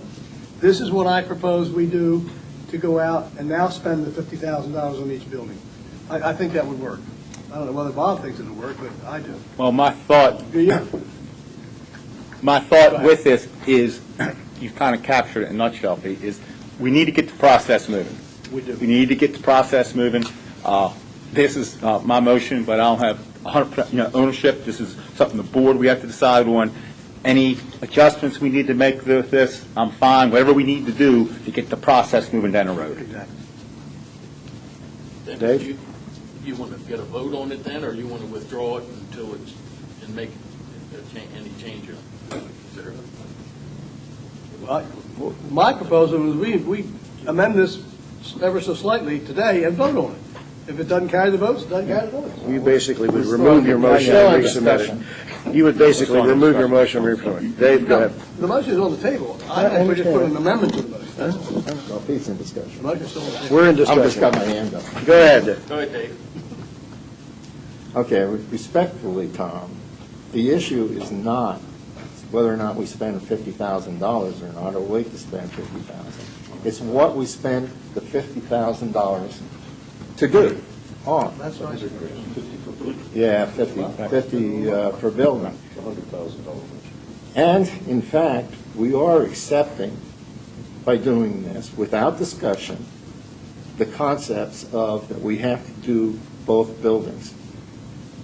Well, in fact, the engineering reports that we received, in which I read, I mean, they're pretty thick. They basically tell us what we knew a year and a half ago.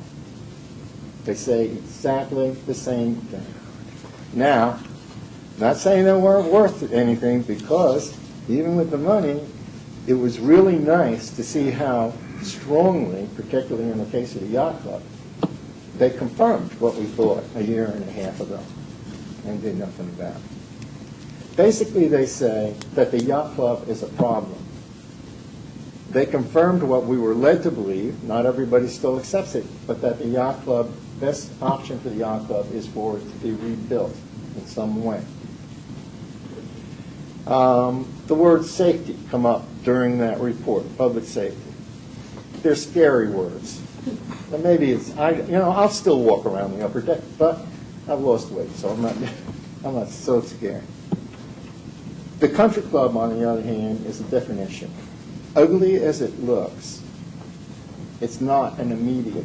There's no structural, it has structural integrity. It does not have to be addressed immediately. The links between saying you've got to do both are tenuous at best. They haven't been discussed, and they're really not there. In fact, you don't have to do both. We should do something immediately. I really believe that. And I think that we should start with the yacht club. We should do what the last thing on the table was from the 10-year task force. You'll remember it, Pete.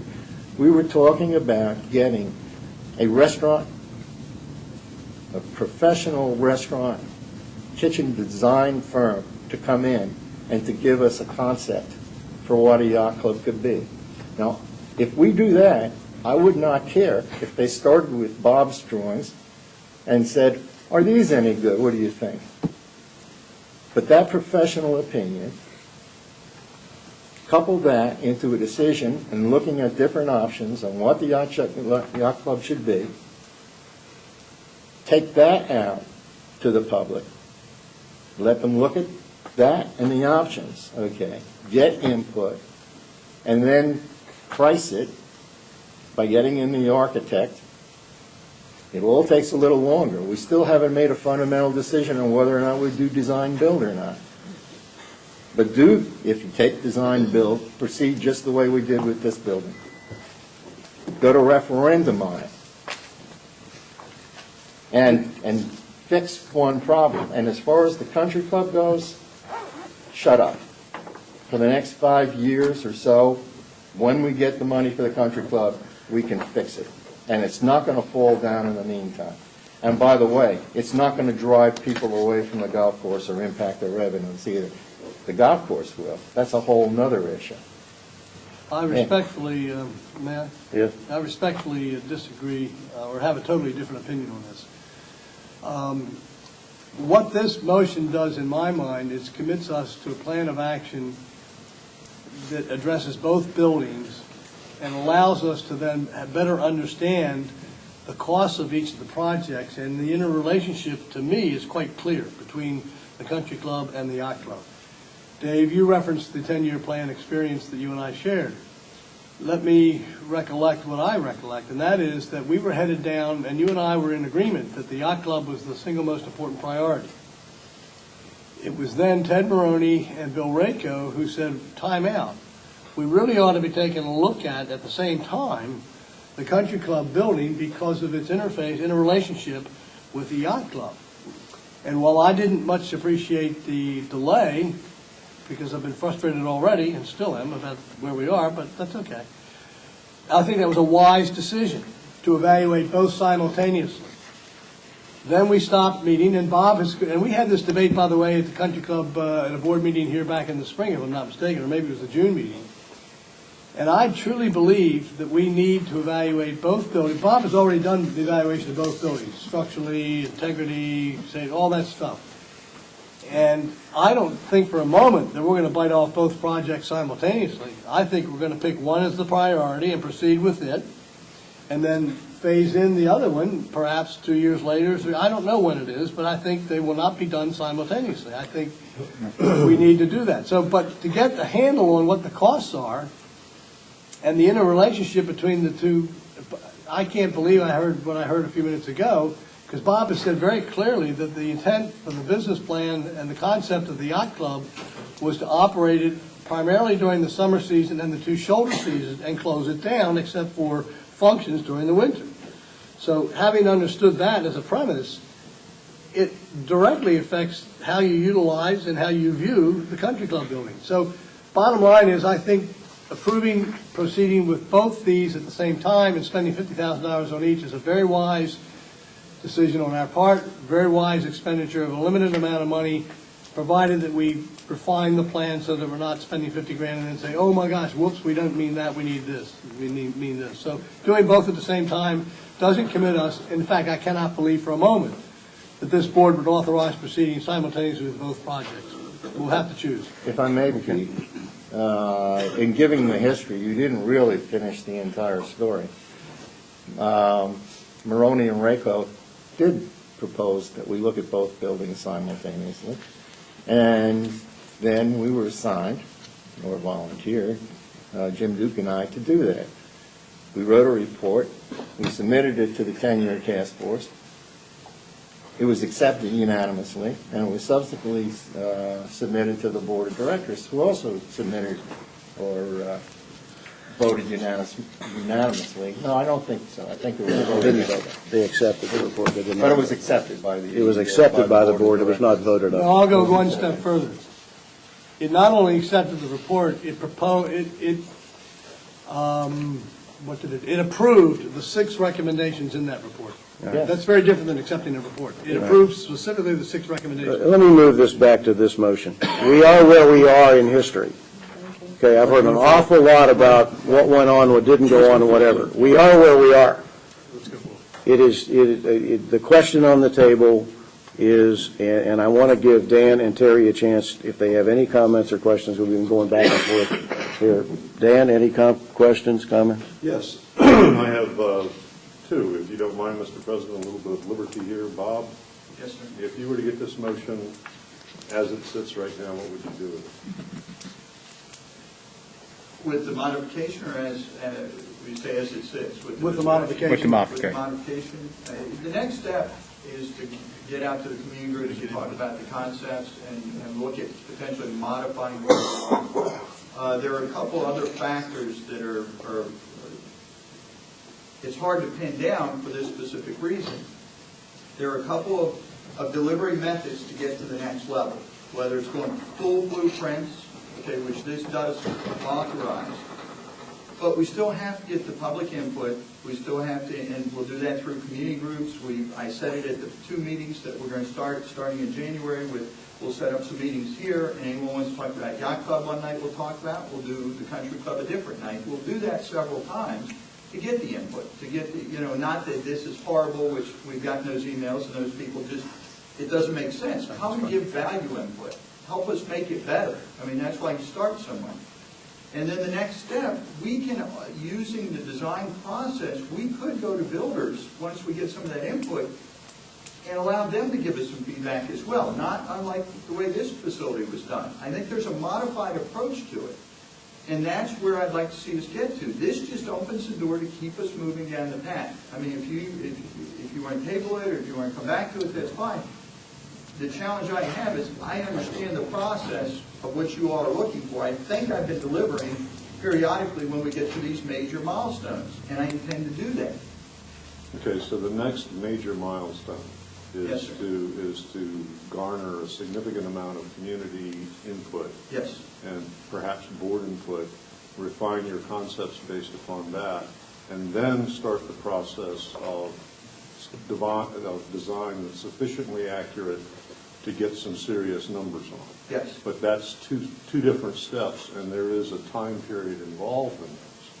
So how would you feel if the board simply told you today, okay, we agree with doing what you're planning on doing in January, let's set a delivery date or a special meeting date for when we're going to talk about when you think you have enough input to sit down with a designer and let's get some real numbers from designers so that we know what we're talking about.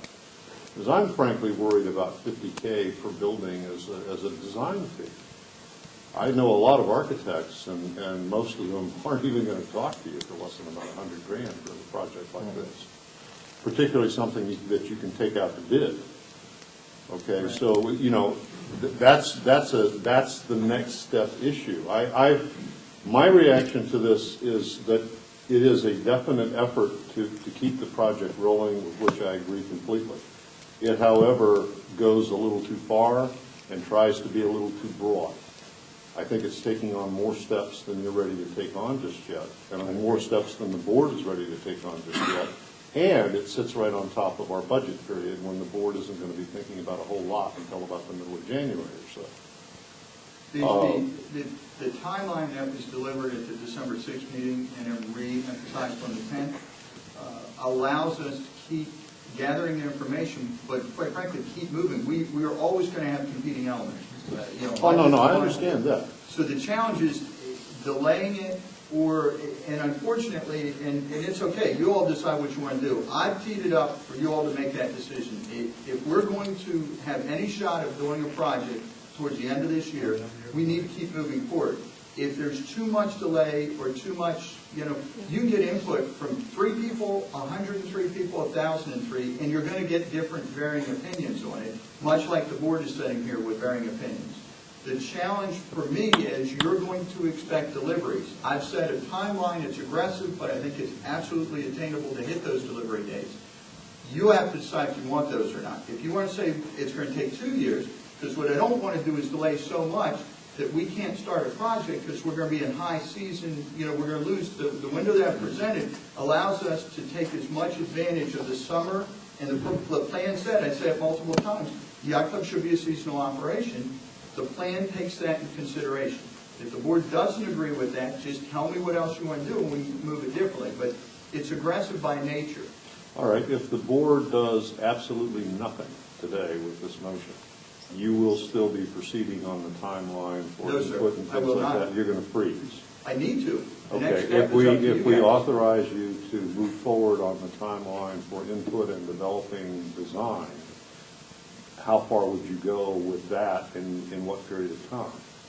In other words, if we didn't say dollars today, I'm just trying to break this down so that it's, how far do we need to go today is what I'm really asking, to get you on, keep you on your timeline and keep you moving. Because that's what I really want to know. The question comes in, I guess I'd like input. Mr. Stevens has said doesn't necessarily agree with the concept. I need to understand what the board's thought is for the next step with the concepts. You know, if my concepts are way off, no need to spend additional time doing it. If the concepts are in line with what you're interested in, tell me that, because that's kind of the next level. When we're getting the input, we have to start with something. The concepts are where we're starting. Mr. Artis, although I think he, great holiday spirit coming in to give his input as negatively as he did, but the point is, he didn't like the non-air conditioning downstairs. Well, the valuable input I've had from other members said much more in a better way was, hey, you need to consider this from downstairs heating and air. As a matter of fact, 2 board members said that. That's the next level. That's exactly the feedback we need, so we make sure the design meets whatever the community requirements may be. So that's really where we are. But if the concept's way off base, there's no need to spend the time trying to build around that. If you all want to redirect because you don't like the concept, that's what I'd rather hear instead of spending the time. Well, this motion as written says that we like the concepts and we want you to proceed with public input and then take it into design and actual pricing. Okay, I'm kind of uncomfortable with that, is what you're hearing from me. Sure. And that's because I think it's taking a couple of bites instead of just one bite. And I think this is kind of a one bite at a time project. I also agree with Mr. Stevens that although the 2 campuses have a relationship with each other, we are, in all probability, going to proceed with one, and from reading the engineering studies, that one has to be the yacht club. Because Country Club's going to stand there. If you remember, we asked Mr. Maroney about what's the tipping point. It was the phrase that we used, that decides the difference between, the biggest issue with the Country Club is code violations, more than anything else. From an issue-oriented, you got to replace the building standpoint. Whereas the issue with the yacht club is structural. Actually, the country club is also mechanical. Well, but that's code.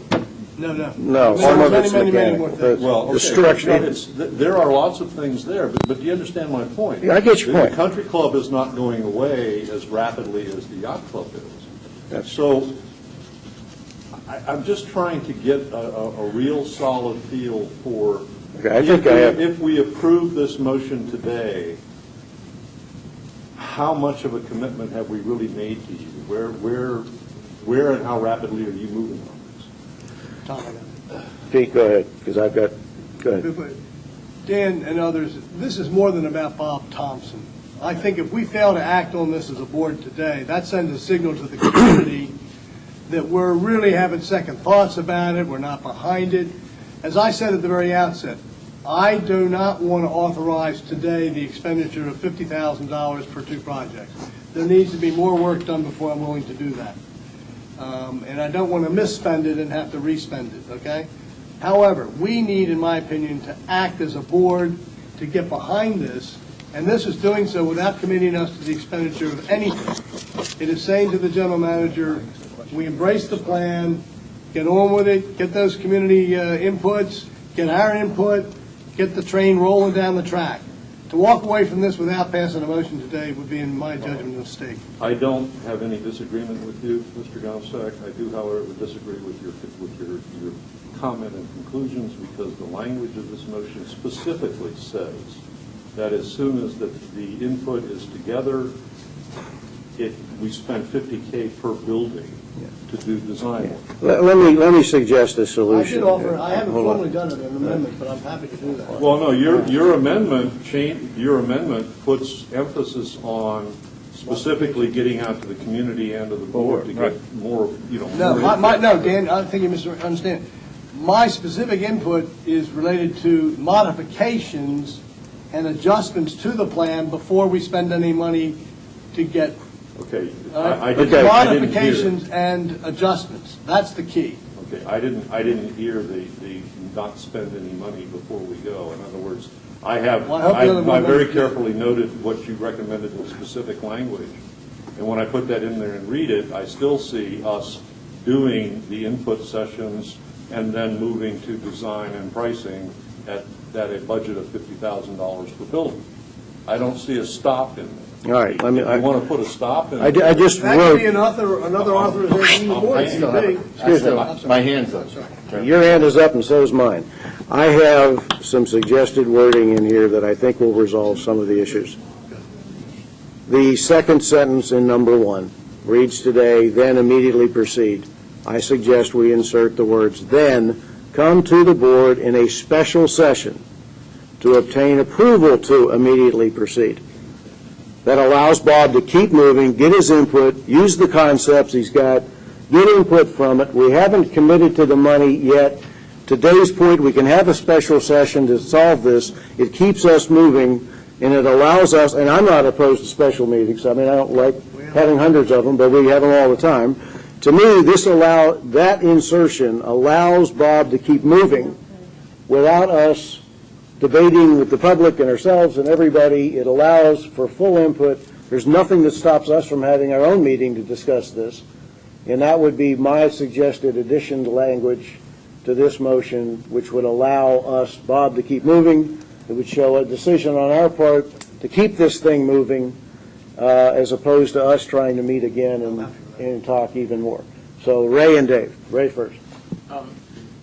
I agree with you that, but if we look at it the way it is sitting right now, we're not talking about the yacht club and just the country club. We're talking about a new road going in. We're talking The whole about thing. modifications of the golf course. We're talking about developing 10 lots. There's a whole hell of a lot more without, as it sits right now. With the insertion there of the meetings that we're going to have to do to make these changes, if they're going to be necessary, I would agree with it. Okay, that's what I've inserted here, basically. Does that insertion point to the yacht club? Yeah, it covers both. It covers both. Wow. And when you say the country club, it includes the entire concept of the whole. In my mind, it does, yeah. Selling lots and everything like that. We may think that's a bad idea. And I think, well, we may, but we'd have to discuss it first, wouldn't we? I have a question for you, Bob. Nice question, I think. It's really nice. Oh, yeah. Anywhere in the process, I'm really confused about it, and I did think I read something that you said somewhere. What I'm looking for, okay, you've got a concept. I reread those concepts. I don't actually necessarily dislike them. I mean, but I, studied them. Is there a place that we could hire a professional restaurant design, and I can go back in my old notes and find the one that we were looking at, actually brought somebody in. I called. And we were considered, who was it? I called Yeah. Brown and somebody. Yeah, okay, Pete Colvin, so he thought it was a good idea, we both thought it was It's still a good idea. He'll use them. To come in, okay, and pay them money, if we have to do a formal review of the concepts. The concept, at least for the yacht club, one building is all I propose. Do it for the yacht club and say, and provide their input on any modifications. I mean, with all due respect to the community and everybody, I mean, there's, 12,000 people, and going out to them doesn't give you the same information that you could get, perhaps, from professionals. No, that's not That's what I'm looking for. that's not a bad suggestion, and that's input that we can certainly give to this, because we haven't approved the whole thing. Dan, go ahead. Mr. President, just to summarize as my note-taking, if you don't mind, I would like to read this motion as I believe it has been amended at this point in time. Okay. 1, to first solicit additional input through focus groups and community awareness sessions in order to make appropriate adjustments or modifications to the concept drawings. 2, then come to the board for approval to immediately proceed with the design work necessary to solicit firm lump sum bids from qualified contractors for the replacement of the yacht club and country club facilities at a price not to exceed $50,000 per structure, using the concept drawings presented to the board on December 6, 2011 as revised based on input from the community and the board as a basis for completing a design Item 2 would become item 3, item 3 would become item 4, and item 4 would become item 5. That's how I. Dan, could I ask you to repeat the first, I don't know, 5 or 6 words of that second sentence? You're not writing that? Number 2. The second sentence in number 2, the one that you changed? The new number 2. Right New after. number 2, all right. The one that I Number 2. changed. The first part. Then comes to the board for approval to immediately proceed with the design work necessary to solicit firm lump sum bids from qualified contractors for the replacement of the yacht club and the country club facilities at a price not to exceed $50,000 per structure, using the concept drawings presented to the board on December 6, 2011, as revised based on input from the community and the board as the basis for completing a design. Okay. Okay? Yeah, well, what I think the that hesitancy picks on up my on part, everything. Dan, I think it's taken care of. I think because it starts out, the second item, the first item already speaks to appropriate adjustments and modifications, and we're not changing that, right? Correct. So Right. clearly, he's reacting to that then when he comes to the board, right?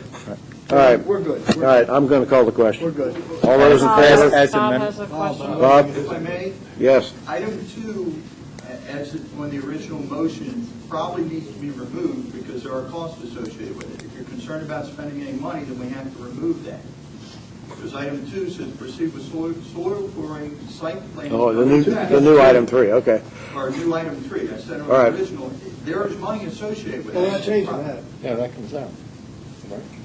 Nope. I don't think. I just read, I read what You Orrin- kept the old. No, that- I picked up everybody's Yeah, yeah. comment. Okay, let's, This is a new comment. Bob, Mr. that's President, a good earlier the catch. question was of the author of this motion, whether or not that was separate from the 50,000. The answer is yes. Yes, it is. So we're not interfering with that at all, Bob.